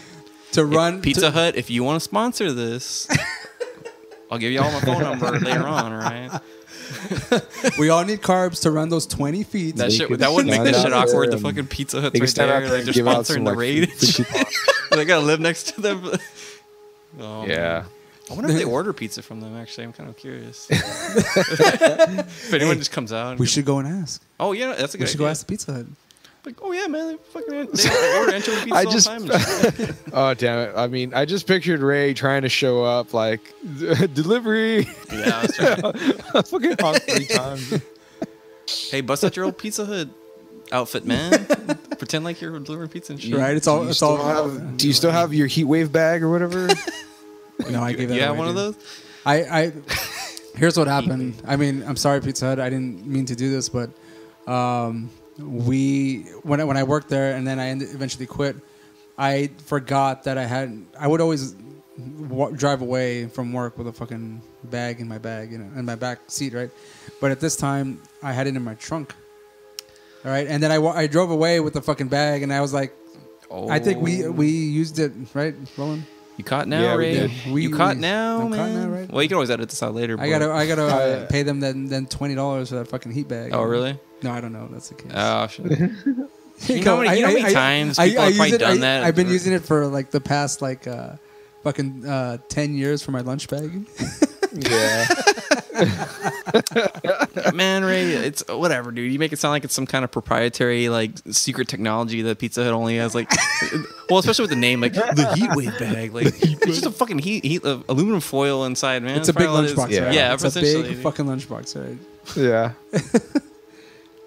Okay, so let's get back to this these cults in Texas. I say we should save this particular one that we were going into for last, because that's the one where we kind of get the most sidetracked. Oh yeah, well no, I think he was gonna go on the. Well, I'm gonna just go. I'm gonna list them pretty much. I mean, we don't have to go too much into them because again, it's just very brief. Yeah. One of the ones that came up in this article was God's Salvation Church, aka Chen Tao. Chen Tao. It says in 1992, an atheist college professor, Hong Ming Chen, received a message from God suggesting that he pursue the life of a holy man. Okay, stop right there. Just that sentence alone. Like, let me tell you how I got here. Atheist received a message from God. Yeah. Yeah, that's right, man. Like, all right. The irony, right? Mm-hmm. It's very, very thick. Well, maybe it was just his inner monologue, and he thinks he's God. Or maybe he's a schizophrenic. Here's part of the article that I found. I laughed out loud when I read it. It said, not being one to argue with the voices in his head, Chen began studying numerous religious texts before joining the UFO cult in his native Taiwan. And after becoming disillusioned by corrupt leadership and excessive dues, he formed the splinter group Soul Light Resurgence Association, which he would come to be known as Chen Tao God Salvation Church when the group began to immigrate to Garland, Texas, March 1997. All the way from Thailand, man. And I feel a bit of a closeness to these particular ones because they're all close to places that I resided. I lived in Dallas for a couple years, and Garland was not but 20 minutes away from the area where I lived. Yeah. It had like a combination of Buddhism, Christianity, UFOlogy, and Taoism. The apocalyptic SLRA believed Earth had suffered 5 great tribulations caused by fallen angels called King Satans. I like that name. Now that is a cool name. Yeah, King Satans. That's, again, another power metal band. Which, something. You want to hear something more metal? The first of which was a battle waged between dinosaurs 10 million years ago in the Middle East. Yes. Now that is fucking metal. King Satan's King, like that sounds like a fucking wrestling villain, man. Like King Satan or some shit. I don't know. Well, I know. I think there was there's that character from Dragon Ball Z. Oh yeah, that's true. That's Mr. Satan though. Mr. Satan. That's Mr. Satan. Right. This is a king we're talking about. Yeah. It's funny is that how he had a problem with corruption. That he hustled his followers for $90,000 a head for a ticket to the ride. Yeah, which is well, yeah, he was tired of the corruption not being going in his favor, man. That's the thing. Yeah. Right? He's okay with the like, corruption. Look, It's like, well, I'm not getting any of this. I need. Dad needs a piece of the pie. Give me some of that action. And I mean, I don't know necessarily how corrupt that is, because like they came from Taiwan, and you know, like that's you need it takes a little bit of money or whatever. When they like, I mean, he didn't come alone. Like they all, like, it was a group of folks, right? Well, and this is another part of this article. Again, you know, it kind of, you see someone who kind of branches off and like tries to, like, I guess in their mind form some kind of rational version of their religion, so to speak. I don't believe in God. I believe in God. Yeah. Well, there you go. Well, speaking of that, I don't believe in God. that I believe in making that. it says in June. God. It says in June the church placed ads in several Canadian papers based on his claims that Jesus had taken the form of Abraham Lincoln and now lived in Vancouver. Hey, why the hell not? Yeah, fucking make up whatever the fuck you want. Abraham Lincoln riding dinosaurs and shit, man. Fuck yeah, dude. And he Sounds awesome. The guy had predicted that God would descend in the flesh on his house on Ridgedale Drive at precisely 10 a.m. March 31st, 1998. Yeah, well, it says here that 150 disciples soon followed, and they all eventually ended up buying upward of 30 homes within a 2.5 mile radius. Bought a neighborhood. Yeah, pretty much. That's fucking crazy, man. And is it true, Ray, what this article says, that Garland is now a central hub of arts and culture?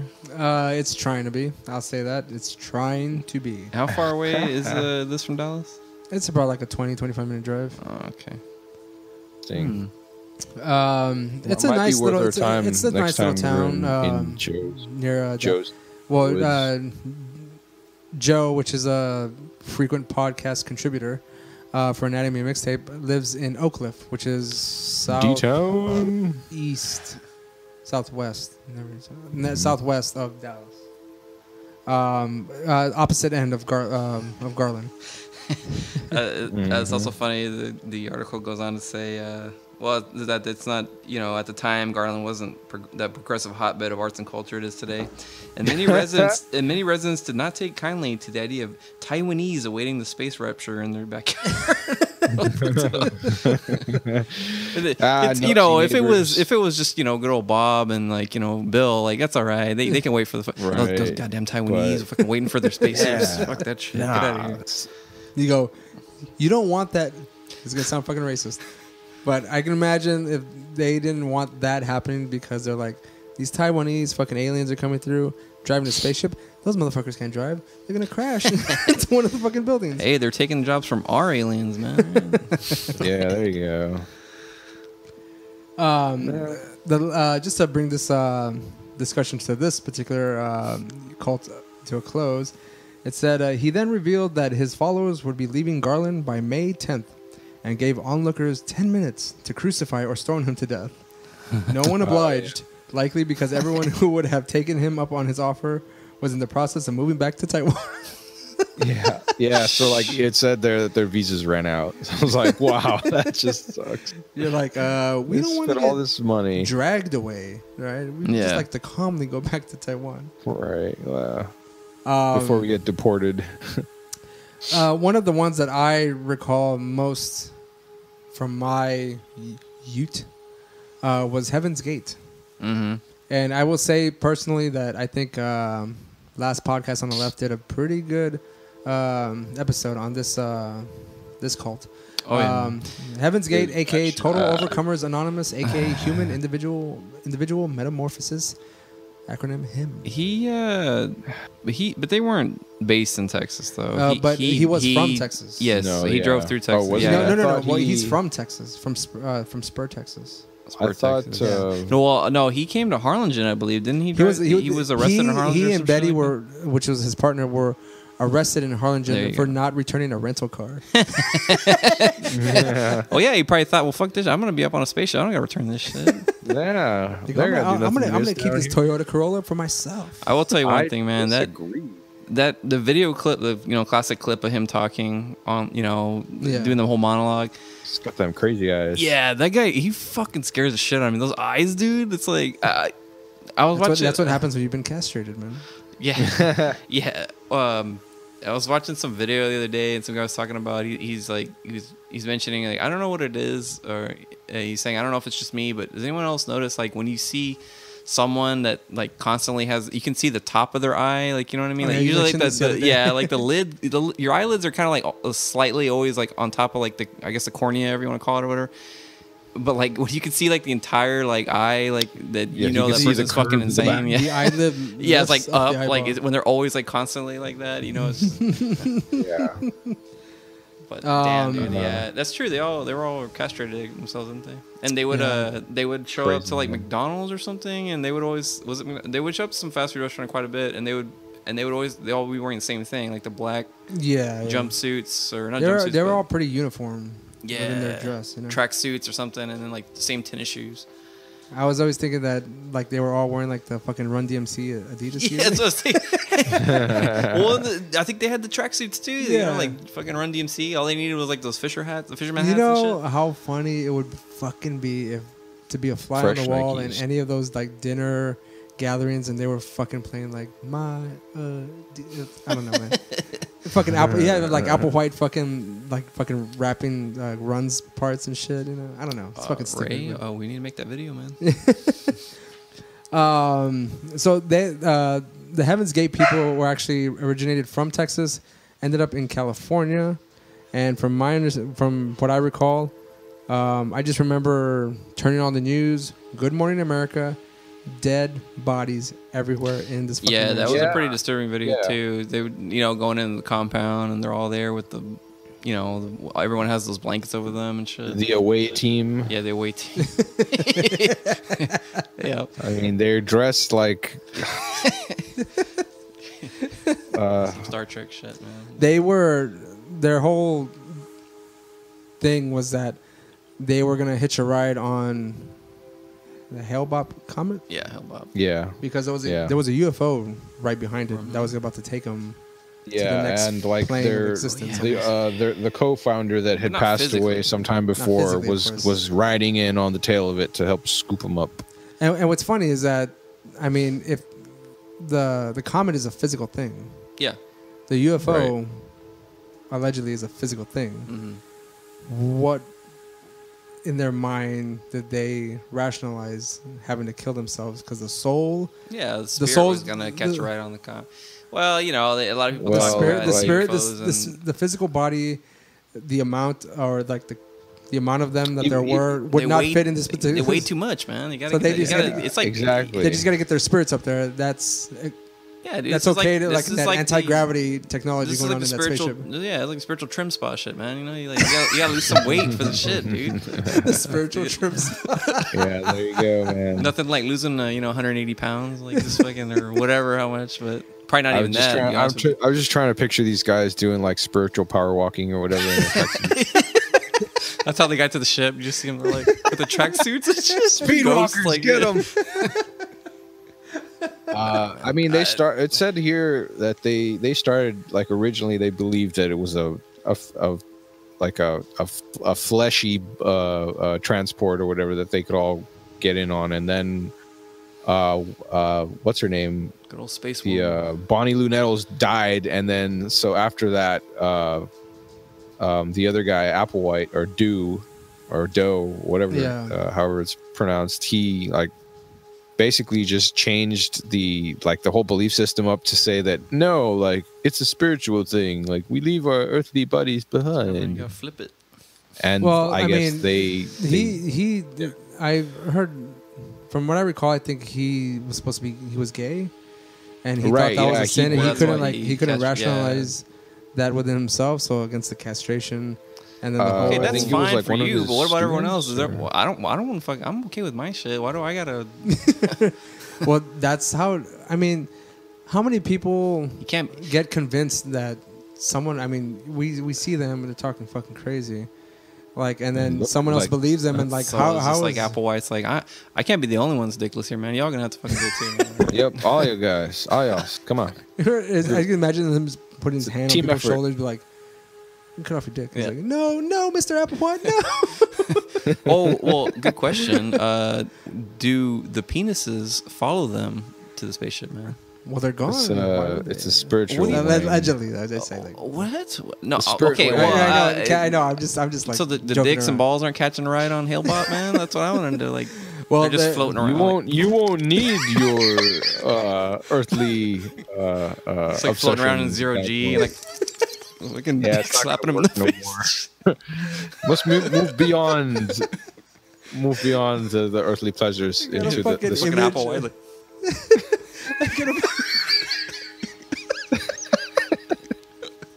He just fucking gave me this terrible image of a bunch of dick and balls floating around. Spectral dick and balls. Applewhite just like, oh shit. Zero G gravity just. It all paid off now. It's all paid off.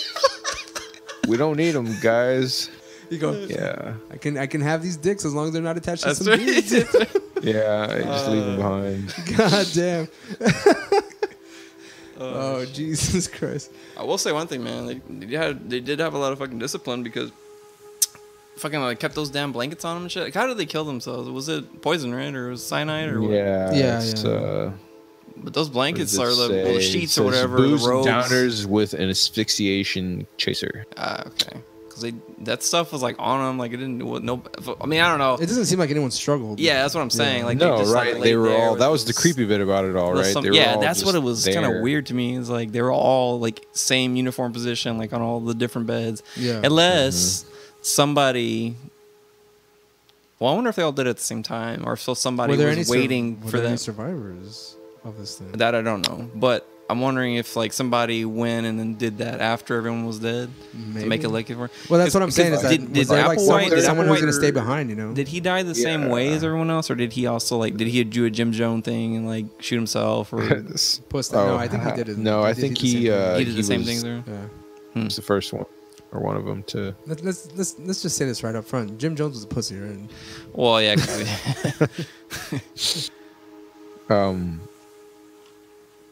I was just trying to imagine if like there were some people that showed up late or whatever. Whoa! They're just like, whoa! What the fuck happened here? Fuck this. Jerry, you told me it's gonna be a breakdancing thing. It was a home improvement moment, man. Lied to us.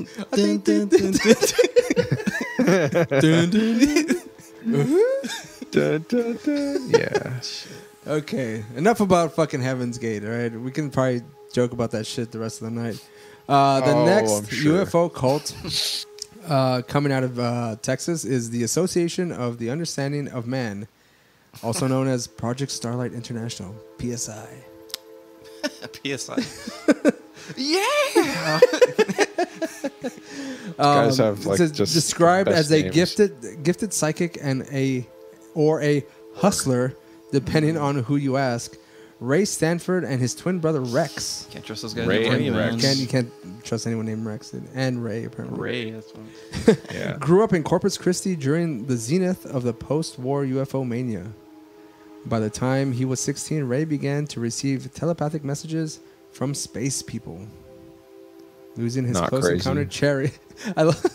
Losing his close encounter Cherry Yikes.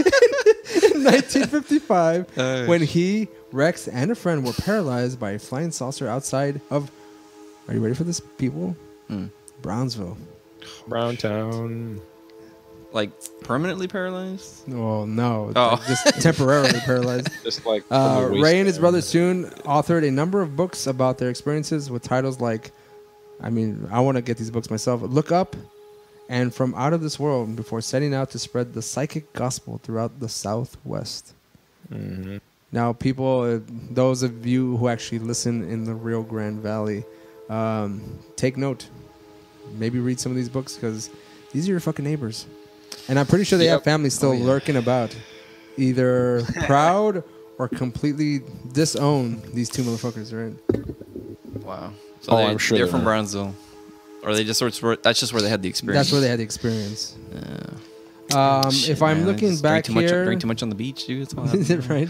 It's at South Padre Island, fucking red tide, man.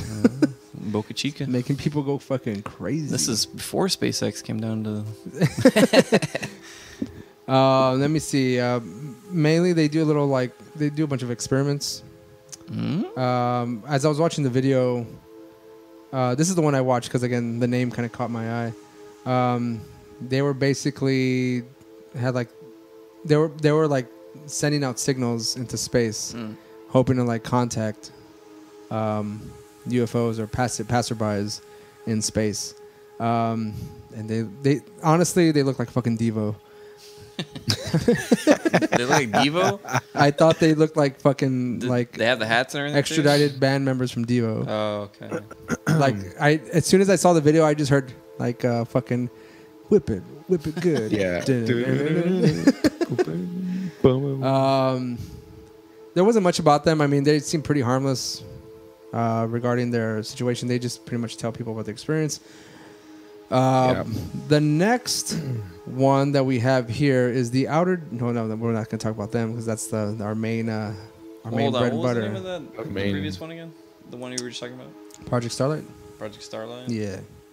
They kind of just faded out pretty quickly. They were just kind of. They're just not trying really. to find- No. They're just kind of spreading the word on their situation and their experience. The brother, one of the brothers, at one point goes off to get a parapsychology degree.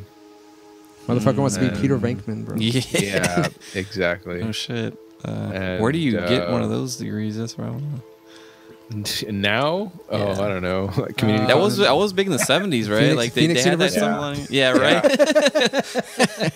DeVry. DeVry. Is that a technical degree?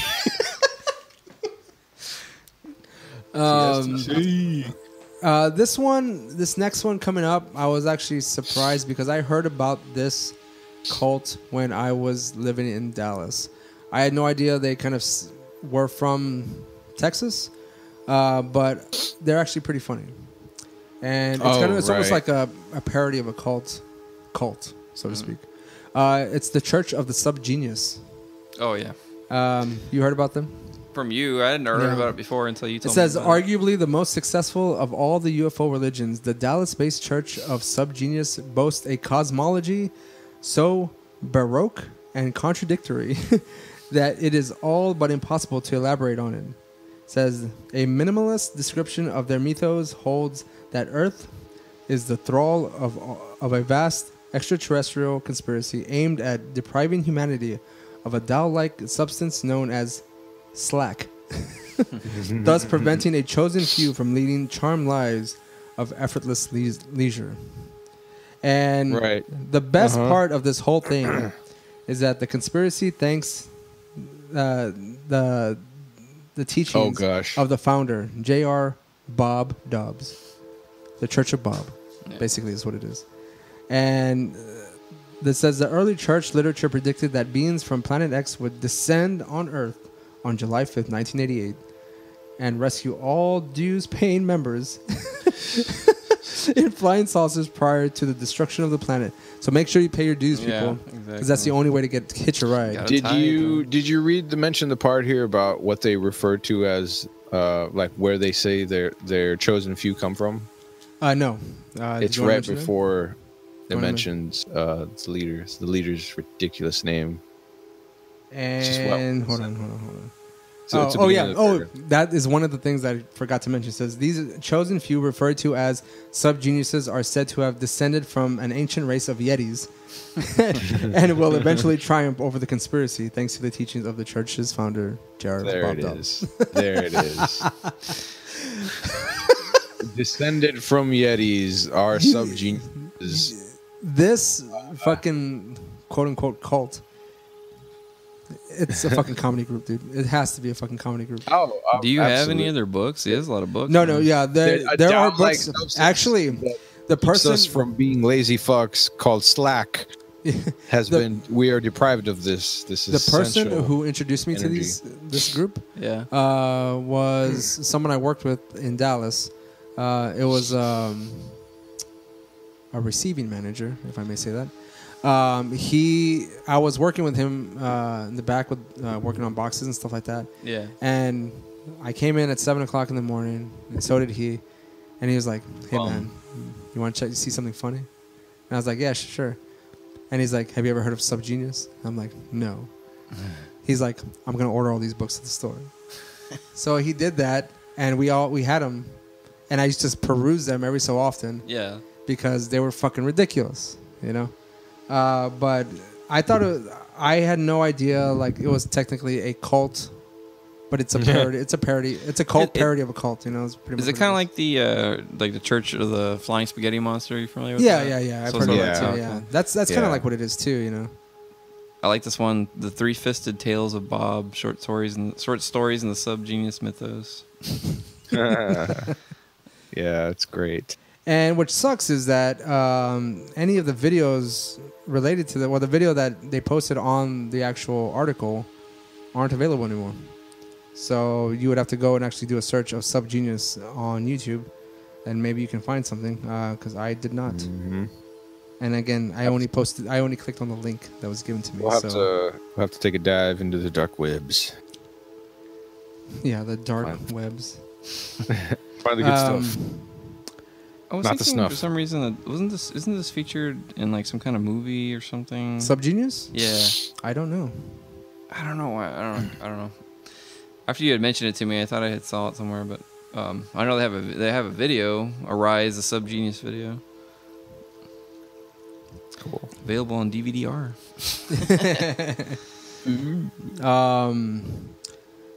So we already went through 4, right? We went through. Yeah. Okay, so we're gonna bring it down to your fucking backyard, people. And I want to say this again before we go on with this. Down to your backyards, your shopping centers, your restaurants. We are not the first. Probably not going to be the last podcast to talk about these people. Until they mow this shit, until they flatten the damn house down, people will still be talking about it. Yep. I would like to give credit where credit is due. And I just want to mention that there is a podcast called Border Perspective. And they actually did an episode, which is like 13 minutes long. And the episode is titled The Bizarre Case of Orville T. No Drug. And that was actually done in 2011. Fucking 8 years ago. Wow. The last time they posted anything was 2013. They have not been active. 13 minutes. Man, 13-minute episode. We're beating that by like at least an hour and a half. We're going about like an hour 45 right now. So we're gonna go into the main topic of the evening, and that is, man, this is supposed to be like a 30-minute episode. No. We are going to go into... What was that? Get that Requiem for a Dream music going on. What do you...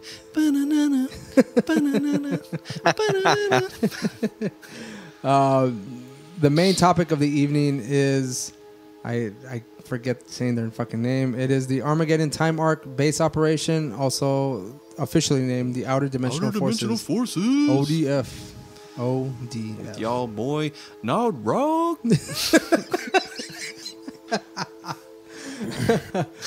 One of those names sounds like a metal band. The other name sounds like it's a friggin', well, his like a real name Pack- allegedly is Power Orville Rangers. T. Gordon.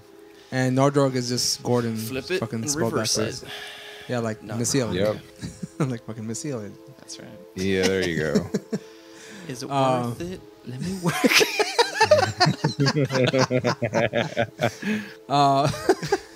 One of the articles that talked about, and it talks about this particular UFO cult, is from the website Roswell Books. And Roswell Books is actually one of the persons, I forget his name, who he's actually written a few books.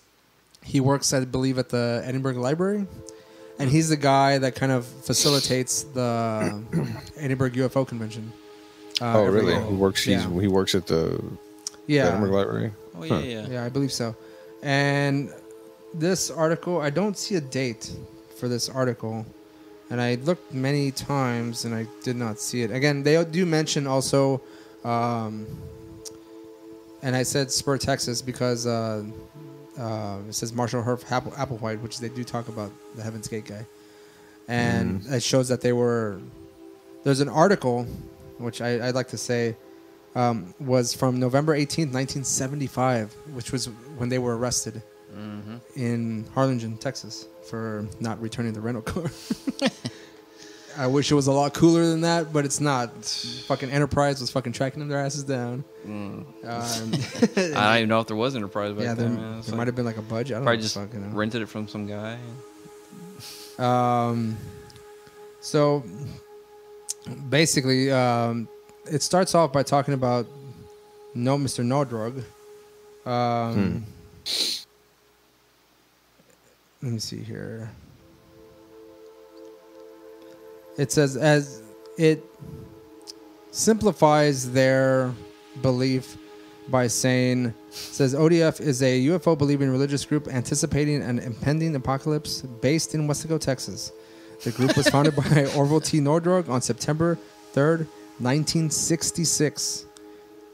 And according to the newspaper records, Nordrog was a longtime resident of WESLACO. Yeah, but he actually migrated down here. He was from Wisconsin, right? Yeah, the place that is now the quote unquote, as I call it, UFO house, or their base of operations. It was actually originally a sawmill. He was a lumber yard. No, sorry, not sawmill, a lumber yard. That's what he tried to do, and then for tax reasons, they closed it down. You know, it's funny that you mentioned taxes because all throughout their website, there's almost like an emphasis on the fact that... Oh, shit. Some Bill Cooper stuff going on? Or...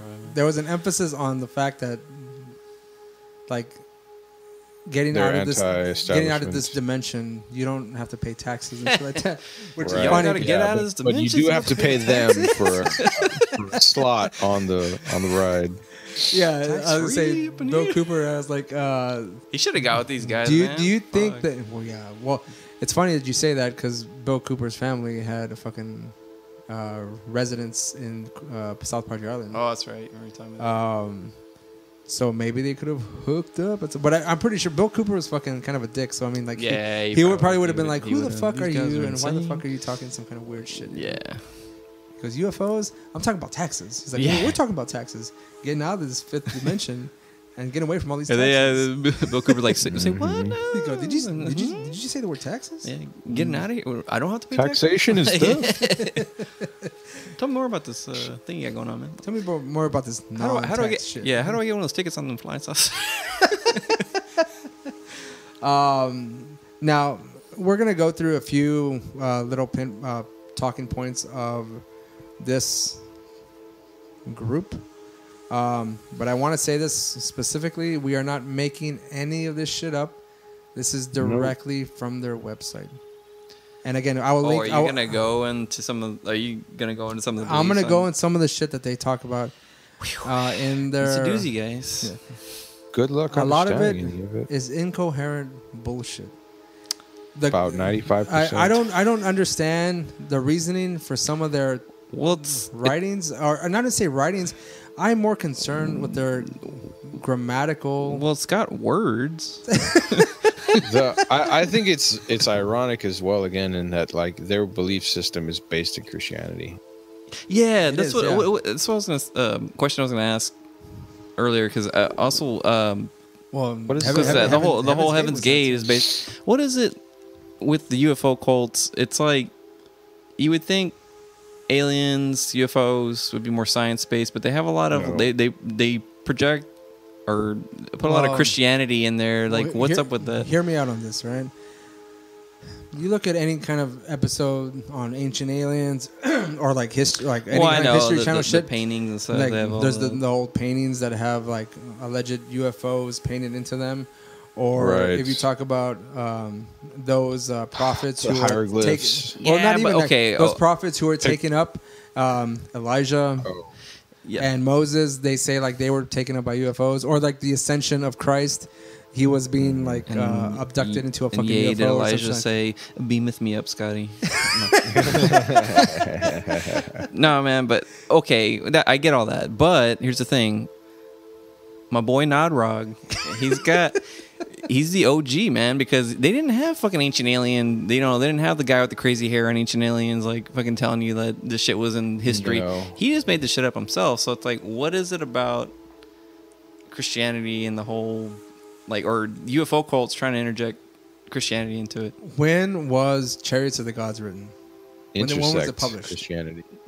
Not in the 70s, dude. This guy started this like in the 70s, didn't he? Well, look it up. Let's see. I'm very curious because I feel like that other article that I was looking at. Hold on, let me just. I think it said 60 some. Yeah, early 60s. And here's the thing, man. This is a photo of him in the 1970s. Look how old this guy is at that fucking time. So he's been thinking about this shit for a long ass time, right? That's what I'm saying. The group was founded in 1966. Let me see when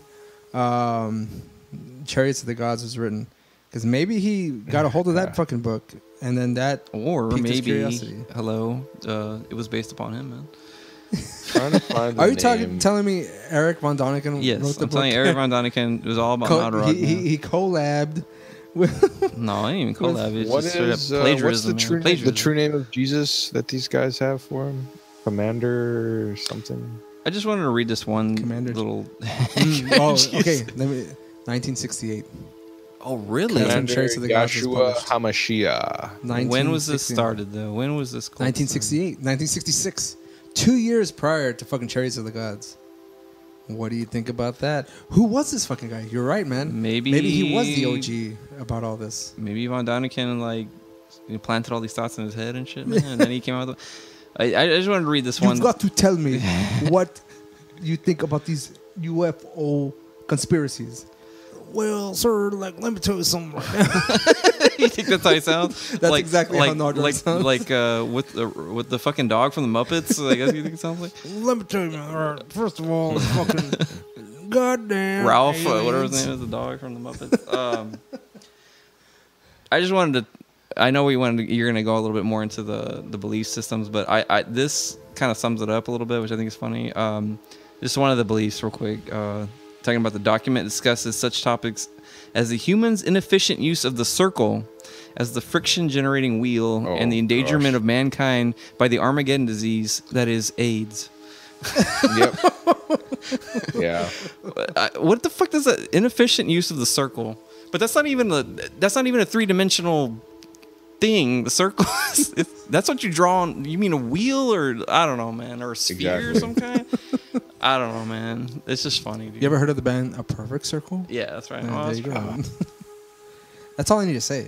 Yeah, but I don't know, man. It's just like I don't know. So were we not supposed to like put it on the bottom of a cart and push it around?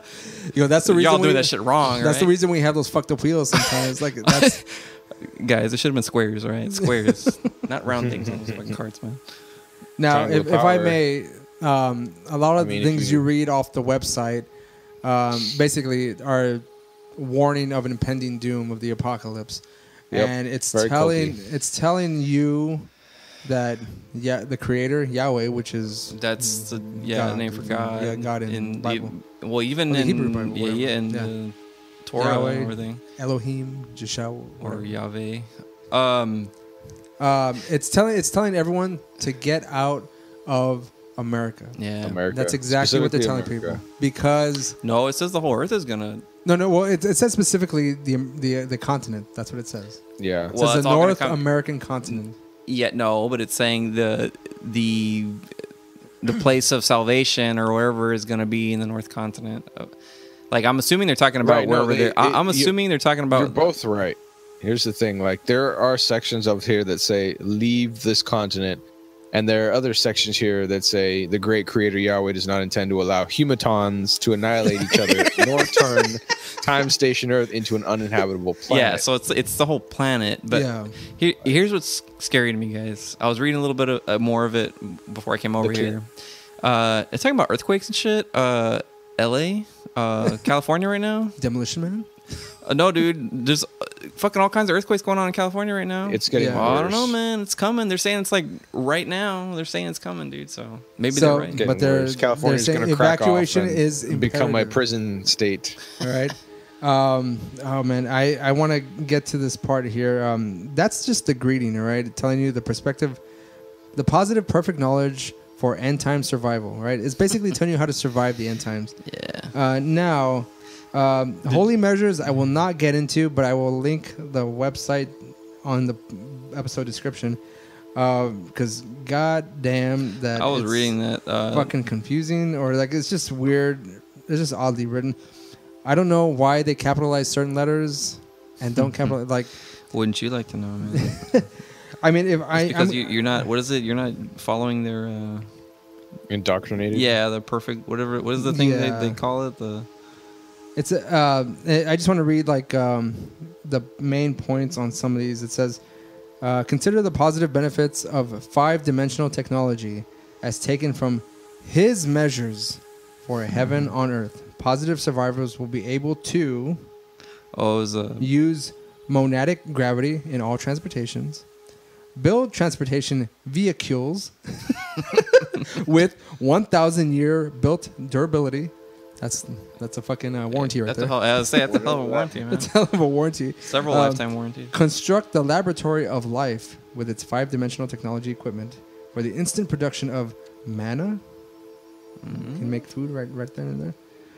Remove the cause of all humaton-caused diseases. I'm assuming AIDS is one of them. AIDS, yeah, probably it's all AIDS. This is one of my favorites. It says, enjoy an end to all wars and 99.9% of all crime. Why 0.1%? Why 0.01%? And what is exactly like that 0.1%?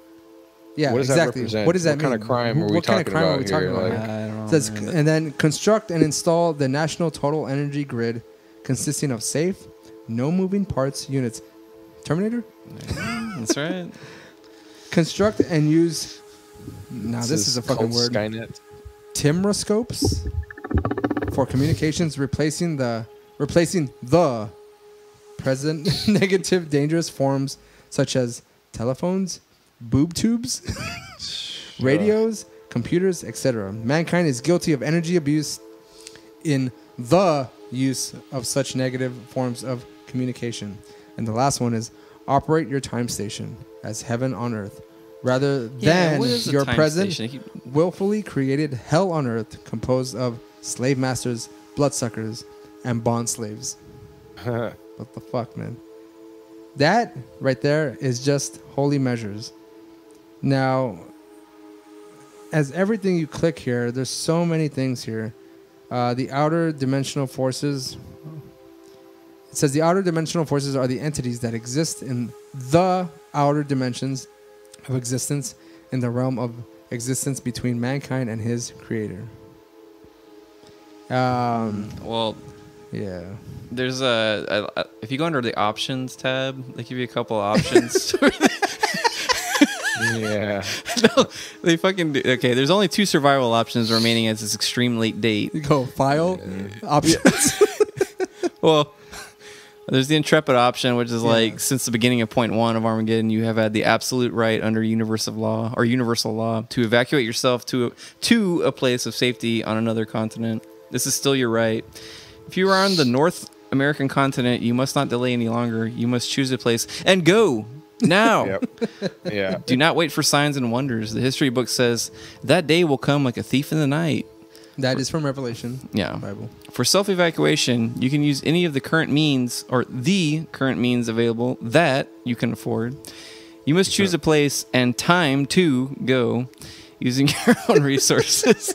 Based on what you read here about the coming polar adjustment instigated Earth changes, consider a location carefully, plan carefully, but go now. Once seal number 6 is activated at 6 p.m. preceding S day, you will not be able to leave. And I love this, the second option, the grovel option.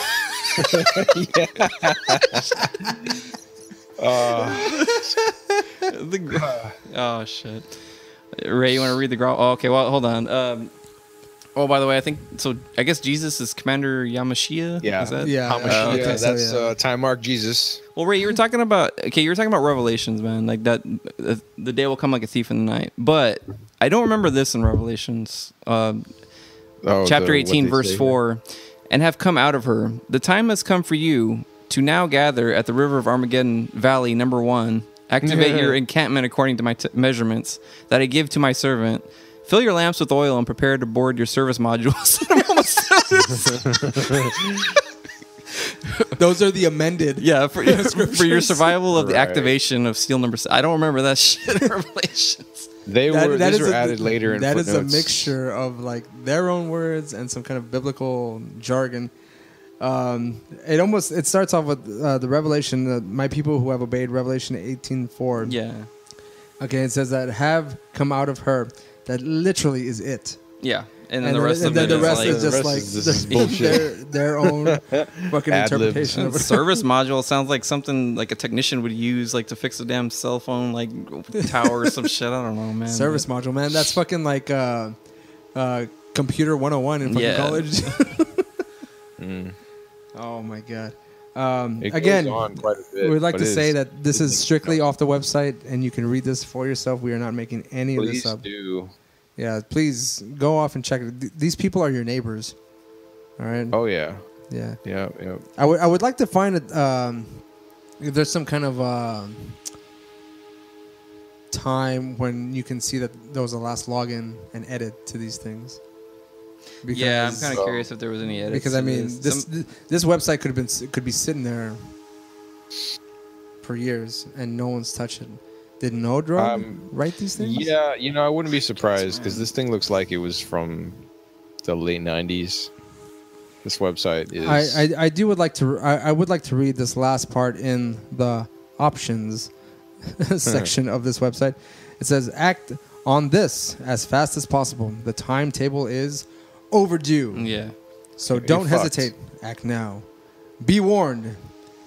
It will be a complete waste of your time and efforts to act on this option if you have had previous contact with an ATA base, you are a supporting and protecting citizen of the negative birthright empire. Damn, but you are financially dependent on negative birthright empire handouts." Is that welfare? I guess that's welfare. Right? Conservative viewpoints. You have been a resident of area number 6 at any time since December 1968. It says area number 6 is the area encompassed by latitude 29 on the north side, longitude 100 on the west side, latitude 23 on the south, and out to the point of no return in the Atlantic on the east side. Yeah, I was going to tell you that when he's talking about the polar axis earlier, I was reading some weird stuff, man. Like talking about how the polar axis is gonna change by 6 degrees, and they're talking about something like how it's like the creators like chiropractic or something. Yeah, I gotta read this stuff, man. But here's one thing. Okay, so on the second option, The grovel option. It says, you are now completely on your own to strive for a small measure of positive survival. ATA base now has no more offers for you to reject, no more options for you to turn your back on, and no more extended helping hand for you to bite. If you just can't evacuate the complex, but do still want to act in some way to try for survival through the activation of SEAL number 6, you can do one last thing. You can gather in the lower Rio Grande Valley of deep South Texas, the river of Armageddon Valley number 1. Right next to the Pizza Hut and the Walmart Supercenter. Hold on, man. Listen to this. And throw yourself on his mercy. Yes, pick up and move. Get in a better position and be ready. Prove in some small way that you might be worthy of his consideration and mercy. Damn, dude, there's some like vindictive shit going on. So like reading this, you know what it makes me think of? It makes me think of that scene. Well, that's the grovel option, man. Yeah. It makes you think of the scene in This Is the End or whatever when James Franco is getting raptured, and he's like, "Fuck yeah, fuck you guys," and then he gets left behind. Yeah, he gets left behind. I mean. He goes, "Fuck you, McBride." Yeah. Also have something here. I guess they also call themselves the Cosmic Corps of Engineers at ATA Base. Yep. Damn, dude, I don't know, man. This is some good stuff, though, guys. I would say, I guess, wager say we would strongly suggest you visit this website and check it out. Yeah, it's really interesting. Please read on this because it is interesting.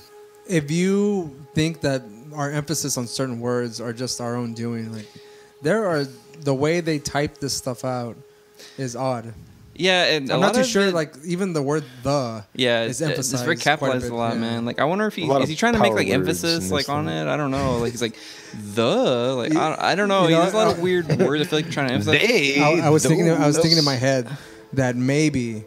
Like as they're typing it out, like someone had some kind of weird stroke situation, and they hit the caps lock. Maybe, man. They hit shift and like the T or something. Like, I don't know it reads. A lot of it also reads like an infomercial. Like the ending of the whole options page is act on this as fast as possible. The timetable is overdue, so don't hesitate. Act now. It is kind of like it reads like a damn. I don't know. Someone was like it would be like on a brochure or something that they would stick on your. Someone was typing this late night channel like 4 or 5, and they saw like the infomercial for the set it and forget it, or the Red Devil fucking cooker. I don't know if anyone remembers this. Is that it was almost like a grill that you could. It was a portable grill that you could take anywhere. You can actually bake a cake on the beach. It's like, do you want to bake a cake on the beach? You can do that too. Like. Really? Yeah, man. Or do you want to roast a turkey on the fucking beach? You can do that too. Like, what the fuck? Hey, man. I could see somebody doing that shit, man. Oh, for sure. But going into some, I guess, I would say more serious topics of this, like, cult, if you want to call it that, I guess. I mean, we're going to pretty much say it's cult. They were raided by was it the ATF? tobacco? No, yeah, the ATF. These guys just like Waco, it was the CIA, just like Waco, and they did find a lot of guns. I like how the news article. Yeah, the ATF. Yeah, it was the ATF. You can read the news article on it. But it's funny how the headline is ATF raids WESLACO UFO house, finds guns but no time mark or some shit. I was like, gee, really? What I read is that initially, like, the reason they purchased the property that they did, again, which is at the corner, again. Well, see, but that was where he had his lumberyard originally. Yeah. And I guess, and then he went, Nodrog or Gordon or not. Well, he would used to. Orville Redenbacher. Yeah, kind of looks like. Well, anyway, now he would go to the. You go to the local pulgas guy, man. You go to the flea market and he would sell like fruits, fruit trees, other different little things, trinkets and stuff. He would also sell tickets for I believe it was tickets, right? He would sell tickets for to get on the ship. So, hey, man, you gotta make your money somehow, dude. Man, I'm gonna Nodrog be hustling. Man, you know what? If that's the case, I need to go to the fucking pulga and fucking hustle our fucking podcast over there. There you go, man. Hand out business cards and be like, do you want to know about the fucking duets mix? Like, you want to know about how to be saved? Yeah, but he would do that. You like folk music. Do you have your own perspective on what folk music is to you? One of the things we want to touch upon is that one of the controversies that were surrounding them a little. Again, they did the ATF did raid them, but there was a situation where there was a pipe bombing. Bryce, I think you have like more information on that as far as like, well, vaguely about what happened there. Well, the city of WESLACO, well, I guess maybe more specifically the Walmart this place is located next to, has been trying to buy it out for some time. I don't think they're doing it. I think they've just given up on it. But yeah, maybe, I don't know. I don't really see what the benefit would be. Just expand the parking lot. I don't think Walmart gets that damn busy, man. Not anymore. It does, but maybe at the time, yeah, I guess. Right. Have you seen their prices? How low the prices are, Bryce? But I'm not exactly sure. I don't know if you want me to say his name on there. I don't know if it matters. Go ahead, say it. A supposed member of the group, his name's Mark Allen Lingenfelter. It's all on record. It's all on record. Yeah, it's all on record. But he was convicted of trying to kill the mayor of WESLACO with a pipe bomb. He put it on his car in the because he owned a Sherwin-Williams, the mayor of WESLACO. Yeah. And you know, like every time when I was a kid, and I used to pass by Sherwin-Williams. Yeah. I used to think it was a Roswell stand just because of the sign. Yeah, it looks like it looks like kind of like a. Well, there was like a Roswell stand. It was kind of like that, wasn't there? Like an ice cream. The logos were similar, but essentially he tried to assassinate the mayor of WESLACO. I don't really know exactly why. I guess because from what I've heard, I don't know if this is on record, but that they were trying. I guess he was trying to push for the house to be. He was basically the mayor of WESLACO was trying to push the whole group out so that they could, buy the land or whatever. I don't know how he was trying to do it. I guess he was trying to find legal means. So this guy went with a pipe bomb and also a gun to the Sherwin-Williams, and he was, trying to assassinate the mayor. He got arrested, and obviously, what was funny is he tried to represent himself in court. Well, his father tried to represent himself in court first, and then he himself tried to represent himself. And they had to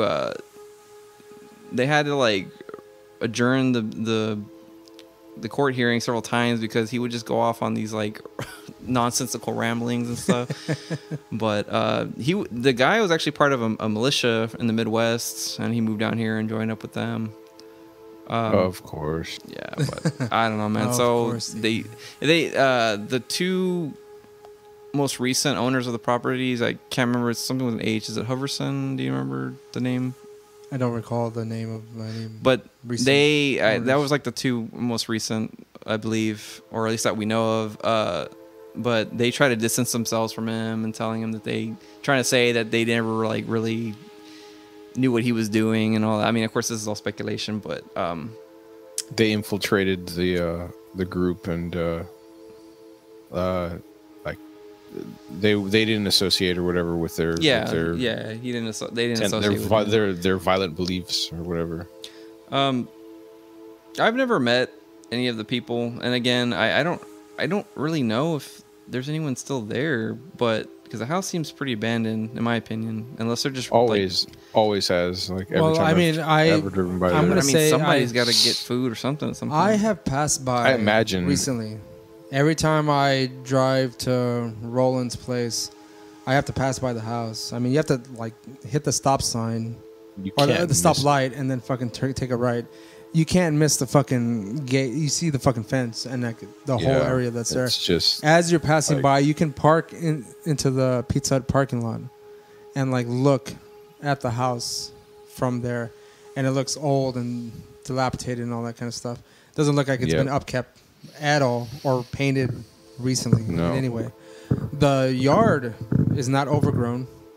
It seems freshly cut fairly often. I mean, but the sign is still out there, and it says, was it honk 3 times or something like that? Yeah.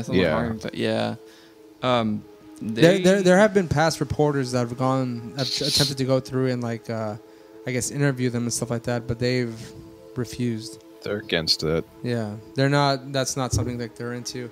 And again, I'd like to emphasize, I don't condone going to harass them in any way. Yeah, but don't be a I dick. mean, yeah, don't be a dick. But I mean, if you can spy on them from afar, I mean, be my guest. If there's you really want nothing. to There's really nothing you can respectfully do. try to go and say hello, I mean, more power to you. Good luck. They refer to their property. They refer to their property as the Manasay Free Territory. I guess that's how you say it. Manasay. Bryce, you mentioned that. Oh man, I'm trying to think here. If there was something you said. Well, the only thing I was gonna say is it was something regarding the property, but I don't know, blanked. man. Well, I was just gonna say if you go on Google Maps, they actually have a store. Well, that's supposedly, what it was. but I think anyone can maybe like do that, right? Anyone can probably just like claim that something's there. Well, yeah, I guess so. But you said there was like brochures available or something like that. That's what someone Something said to on that the effect. comments. That I'll show. I'll look it up right now, man. But like I said, I've never met any of the people there. My grandmother has actually. Well, I mean, you could probably, if we go to the local flea market. Maybe they still go to the flea market. I don't know. Maybe that market. Because they say what they say is they I thought sell said honey. that they didn't. But my grandmother had some encounters with them, I guess, if you want to call it that. She said they're real nice people. She said they smelled pretty bad and and they were pretty unclean. But they used to come to the Rio Grande Livestock Show, actually. And the way she tells it is that every year there's a cover girl that they have at the livestock show that they put on like the front of the pamphlets or whatever. Well, they have the pageant on a stage. Well, they actually built the stage for the livestock show. They would come and they would, I guess try to make money there. But that's the only, encounters she would have with them. She didn't really have much to say. She said they're real nice people, but I'm strange. But I don't know. I've always wanted to meet somebody in that house. But again, I don't even know if anyone lives there, man. When we first had the idea for this podcast and which episode would be first, again, there have been many ideas thrown around as far as which episode or which topic we should attack first regarding this podcast. And again, with recent interest in UFOs or disclosure going on with the government and the military and stuff like that, we figured this is local. We might as well just attack this one. Good place to start, is any? Yeah, for sure. Man, I wonder what it would have been like. I literally lost my train of thought because I've been drinking all night. Well, I wonder what it'd be like to live, to have been around, well, a lot. Because, I mean, this is before our times, but I wonder what it would have been like to, have lived when the raid went down. Because, I mean, there's not a lot of stuff goes down in the valley, man. And so to have, like, like an actual cult in the valley that got raided by the ATF, that probably would have been like, I'm surprised there's not more news articles on it, I mean, they're not hard to find, but, I'm gonna try. I mean, I'm gonna try I can and only link, assume that this, it's just because these guys were just like so reclusive. Yeah.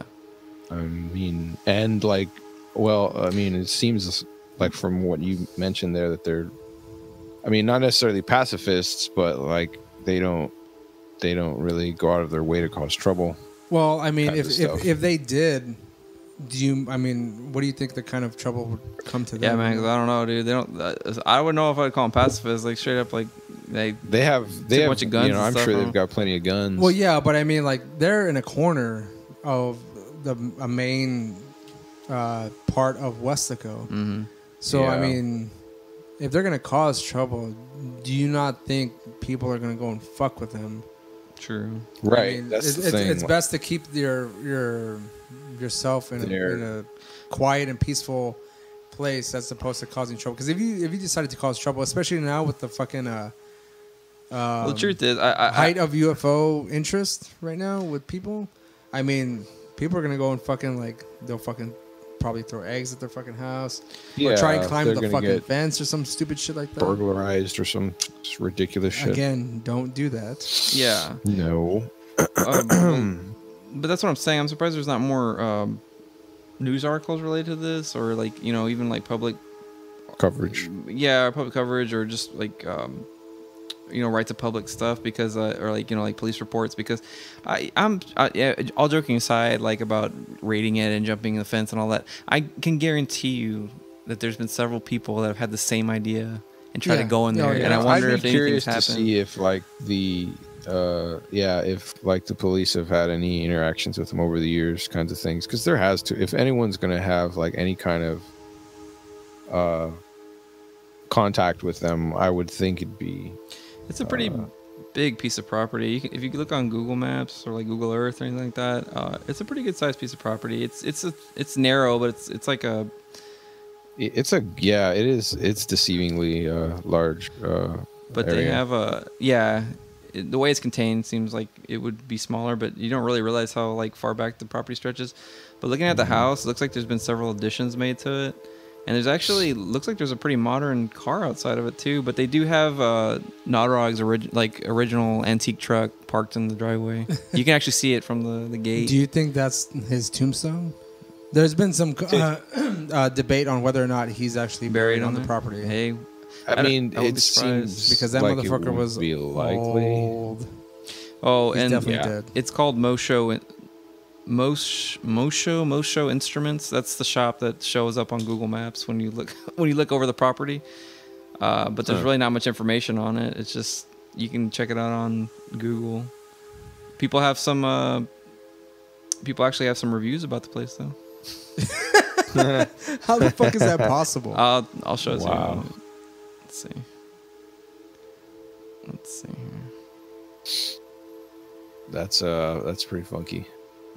Yeah, it makes me wonder, man. Yeah, it's got 2.8 stars out of 4. Some of the reviews. I'm enjoying the postcard very much. It's the best one I've ever received. Never got my time arc in the mail. Dorks. I'm not sure. This lady gave it 5 stars. Not sure why this place has such negative reviews. I just received a great postcard from this place telling me the time arc service modules have returned. So naturally, I'm pretty excited. I didn't even know they'd left. I'm a little bummed to hear that positive survival is not possible on this continent and that I must evacuate. This continent is where I kept all my stuff. However, I really can't argue with the outer dimensional forces. I'm enjoying the postcard very much. It's the best one I've ever received. Thanks, Nodrog. So obviously it's a lot of like just smart assery, but they keep talking about postcards. I wonder if like you can ask them for like literature or anything. Sure. Oh, I mean, Ray, I'm surprised you don't have a pamphlet from them, man. You're always collecting all kinds of stuff. Well, I'm collecting a lot of pamphlets, but I'm collecting a lot of pamphlets from those tracts, those religious tracts, those Christian tracts. But that's easy to get, man. You got to get something elusive, like. If we could find, they're not technically easy to get. If you want them, you have to like pay for them. But you have to go and find those people. Send them a letter. Like, supposedly they have a PO box, no? Oh, but you still that's true. You still got to pay for them. You still got to pay for those shits. Okay, that aside, I'm just saying, like, I don't think he's talking about mailing those people. Oh, mailing those people. Well, I mean, we could. I mean, we can give an update on future episodes of whether or not we got a postcard from a time arc base. But Ray, would you be willing to have one of them come on and do an interview, man? Absolutely. All right. Well, absolutely. You heard it here, folks. You heard it here first. That would be interesting. Your boy Ray is gonna try to get these fucking people on the podcast, and I mean, shit, man. If they talk like they're right, though, dude, you're gonna be here for a long time. I gotta. Oh, what if they do talk like that, man? They're just like, oh man, Ray the time arc, the time arc. You know, I mean, I have to first ask our tech man if he's okay with them coming to our studio. Yeah. And right now he's currently sitting there. He's got guns, so we'll be all right. We'll be all right. So it's fine. Let them come over. Let those motherfuckers come over. Should remote. Yeah, right. And I talked to them. I'll tell you what, Ray. You can go in there and you can remote in from their house. You're just on camera, like. I need my tech man to fucking protect me. I mean, I can't go in there without fucking Jamie. Oh man, I could see it. He's just gonna Ray at the house. I'm like, oh guys, well, all right, Ray. Thanks for that. Thanks for that interview. So, anyways, guys, we're gonna help me. Take Roland with me. Roland, would you go? Sure. I mean, I wouldn't mind trying to interview someone like that. Shit, man. Oh, I wonder if anyone's ever done their like a graduate, like an anthropology, like a thesis. Yeah. That would be kind of interesting. That Roland, that's your area of expertise. Yeah, man. Not groundbreaking research on the outer dimensional force. Maybe. I could try to look into that, see if there's anything available from what I know. But either way, like, yeah, that's definitely a thesis for somebody. Easily. Yeah. Nothing I've heard of, but yeah. Okay. Do we have anything else to add for Time Arc Base? Because I feel like we I don't want to say we exposed them, but I mean all this shit is available on the internet. Yeah. And I don't think most people even aware that they have a website. Probably not. I'm gonna say listen, I'm not gonna say that we're fucking first to the fucking jump here, but well, I have to be honest with you, I haven't listened to the Border Perspective podcast about it, but at 13 minutes long, there's just so much shit to cover about these guys. I can't really see unless they're just more concise with than we are. No, they're very, it's very general overview of the actual website.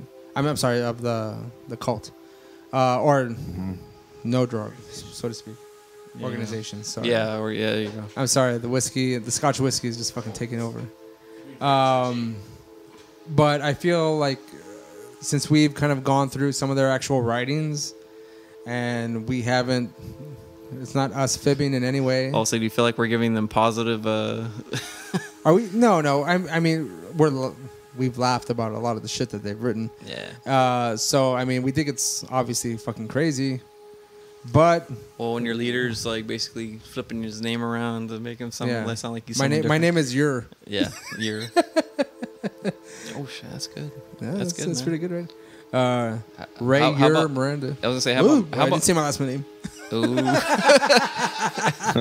Oh shit! No, why you can cut it? It's not like it's live or something. Huh? What do you mean, Luis? Shut the fuck up. What would your last name be backwards? Ooh. Adamura. Drink some more of that whiskey, man. Drink some more of that scotch and try it again, man. Anyways, since we talked about that, the last we've kind of gone over the cult pretty enough, I would say at this point. We're gonna go into our next quick segment. Yeah, right. I say quick segment, right? Regarding the Area 51 raid, which has been like all over the fucking news, all over the fucking social media. What do you guys think about that? I think it'd be funny to watch a bunch of people try to jump the fence and get shot. Oh, they didn't even get shot. Well, hold on. First thing I want to ask though is, wasn't this supposedly? Didn't it come out as it was a big joke? Yeah. Or are they really like? I do have a feeling there's still a few people that are legitimately going to try this. If there's some people that take it seriously, it's on them. But it started as a joke. It started as a joke, but some Facebook we did do an episode on Bob Lazar back in December regarding the documentary. Yeah, and one of the main contributors to that documentary was George Knapp, who was a journalist. Oh. And George Knapp does do a little bit of a. I thought you said we contributed to this. No, we did not. George Knapp, I think he guest hosts on Coast to Coast every so often, but he did a little segment on his news program regarding the Area 51 raid, and basically what's happening is that a lot of the surrounding area hotels have gotten like. They're already booked for the day. There's allegedly. Man, you know what? It's probably some motherfucker from the town like doing this shit so they can get all the tourism there. So they can they're taking advantage of what they can. They interviewed the guy who started. Yeah, but who's to say it's not some guy from a local town? It's like, let's just fucking say this shit. So we get our hotels booked up. What's funny is that like there have been talks of like a music festival. Yeah. And all at Area 51. Like, yeah, well, in that area. Well, they want to make. He's gonna set up a stage, start building. Yeah. Yep. What? No, I think that shit's real. The way I saw that was, let me just. Ray, did you read this article on The Onion? No, sir. That's a legitimate news source, Bryce. Actually, if I may, hold on. Let me open my Google Doc again. Let me see here. I saw jokes that this is gonna be like the new Burning Man. Oh. Yeah, that's what I heard. Every year they're going to try to raid Area 51. There'll be more people dying. Hold on. It says storm Area 51 interests. Hold on. Fucking millions, but storming anything is ill-advised. And again, this was by George Knapp. It's a military base. A number of people who say they are interested in storming Area 51 on September 20th has now passed 3 million. Okay, Nevada's U.S. Senator Jackie Rosen is among those who are asking the public to refrain from crossing the line into the top secret military facility or any military base for that matter, because doing so would be dangerous. Obviously, can it be called top secret base anymore? At everyone knows about it. Right? What they're doing inside is top secret, but my biggest thing, and I know it's a lot of people have talked about it, probably had the same idea, but if you guys do truly believe that there's like alien technology in that place, what the fuck makes you think if you're swarming it with millions of people, what makes you think they're not just gonna bust out some like laser weapon and just like start mowing people down? Like that's what I'm saying. They're gonna use that alien technology. Yeah, and fucking mow why people wouldn't they down. just do that shit, man? I don't know, man. Or even more realistically, if it is like, let's say it's just top secret military stuff, like military technology. Well, I mean, that was like the thing that happened in Cuba with, of course, originally the sound government supposedly embraced the Area 51's alien bullshit because they were actually hiding government planes or not planes, but like top secret weapons and shit. There was it like the SR-88 or something like that, the Blackbird. The Blackbird, yeah. But I mean, hell, they could even just use like the whole sound weapon thing that's going on right now. You know, that attack that happened in Cuba. Yeah, they could do that on them. You know, just maybe. You know, Ray, they could do the whole brown note thing. You feel like there it is. The brown note where everyone's gonna shit themselves. Yeah, it's gonna be like huge, it's like 3 million people all shitting themselves all the time. It's like everyone's gonna have to move away from the town because like no one's gonna be willing to clean up that. Nope. All the shorts all the shorts and pants left on the desert floor. You can't fight it. You know. Well, I'm gonna say that we'll keep on every time we do this episode. We'll constantly keep updated on what's going on with that September 20th Area 51. Area 51 raid. Hitting you, man, or what? Huh? That whiskey hitting you, Ray? Or oh, it's hitting me pretty. Now I know because you got your hair. You messed up your hair a little bit. Your hair's never messed up. Man. Well, I appreciate that. Thank you. You're such a priss. Basically, we need to keep up on what's going on in Area 51. And this all happened because that Bob Lazar documentary / interview on Joe Rogan, that got a lot of attention. And then he also came out on Larry King Live. Yeah, but Ray, if you know about Bob Lazar, he gets pretty mad when you say he worked at Area 51 because he did not work at Area 51. I'm sorry, he worked at fucking, was it... It's Area 51 adjacent, right, man? Yeah.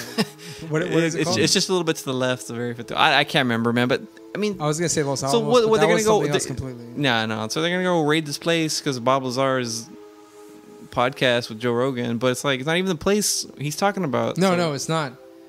Groom Lake. Is there? Huh? Groom Lake. Well, it's got a name like S4 or something. Yeah, S4 Groom Lake, which is like again. Adjacent. Okay, but has anyone found that place, or is that supposed to be like underground or something? It's underground, right? As we said. Yeah. Well, like Area 51 is the one that's above ground, and then everything else, I believe, is underground. Okay. Who knows how many miles deep it goes? Get the 3 million people and have everybody comb the desert and find that fucking secret entrance. Everyone's gonna fucking take a huge comb like in fucking Spaceballs. Yeah. Comb the desert. There's some metal detectors or something. I don't know, but We'll see. I do guarantee you that there are going to be some people that are legitimately going to show up and try to do this. Yeah, sure. Oh, yeah. So we'll see. And then someone's gonna go, found anything yet?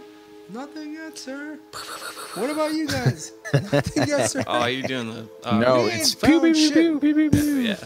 Fucking someone's gonna get shot. I fucking guarantee you. Or lasered, lasered for sure. Okay, so I guess we're done now. I thought you wanted to go over the UFO conference that we went to. Oh man, that was when the episode was supposed to be in April. Oh, okay. I don't know. For some reason I thought I saw it on there, but on the No, it wasn't on. docket. No, it was. That was initially an April release of this episode. Again, whoever's listening, these episodes of Valley Strange, again, initially it was called Creepy RGV. Right. They have been a long time coming. We've talked about it for months since the first episode that we dropped, which was Fat Food for Fat People. Long before that, this was the initial setup, but me, being me, was very nervous about bringing this episode out because this is more of a topic that is near and dear to my heart, and I don't want to seem like I'm obsessed, but I have a huge interest. Don't want to be boring either. Don't want to be boring either. Ray's going to be turning into Mel Gibson from Conspiracy Theory. I'll be driving a cab, fucking That's screaming right. at people and shit. Yeah, his eyes duct tape open and shit. I'm gonna be honest with you.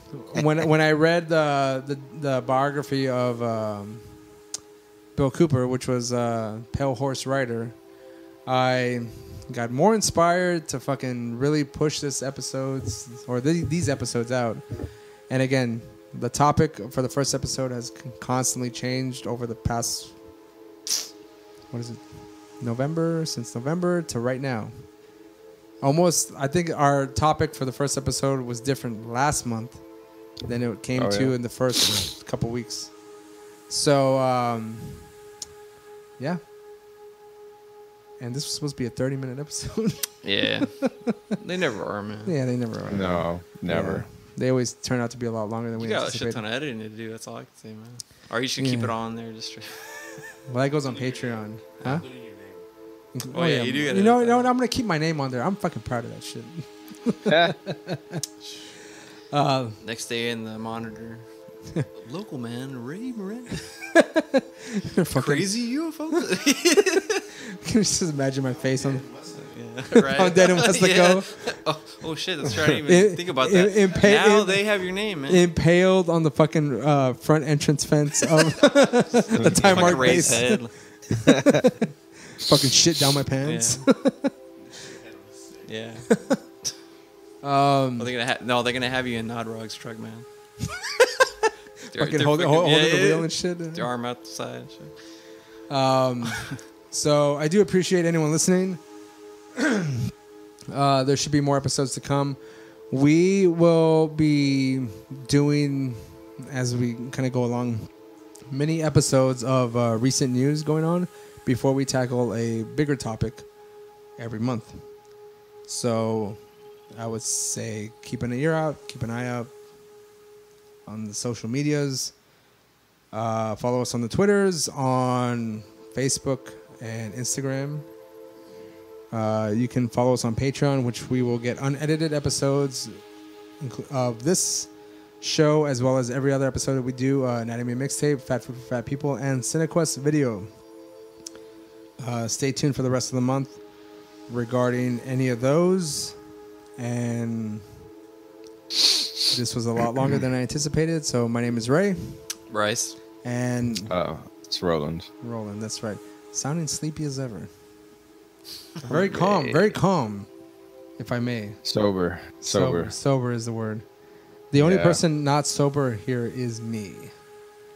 The only person not sober? Is that what you said? The only person not sober. I've been enjoying this rare J&B blended Scotch whiskey. Save some for me. Go fuck yourself. He's already 3/4 of the way to the bottle, so. Our tech man Jamie has been gracious enough to let us record in his studio.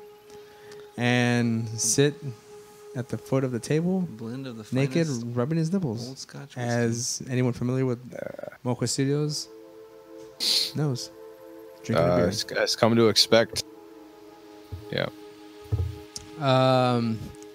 Any of the music that you hear on this episode was provided by either our co-host Bryce or myself.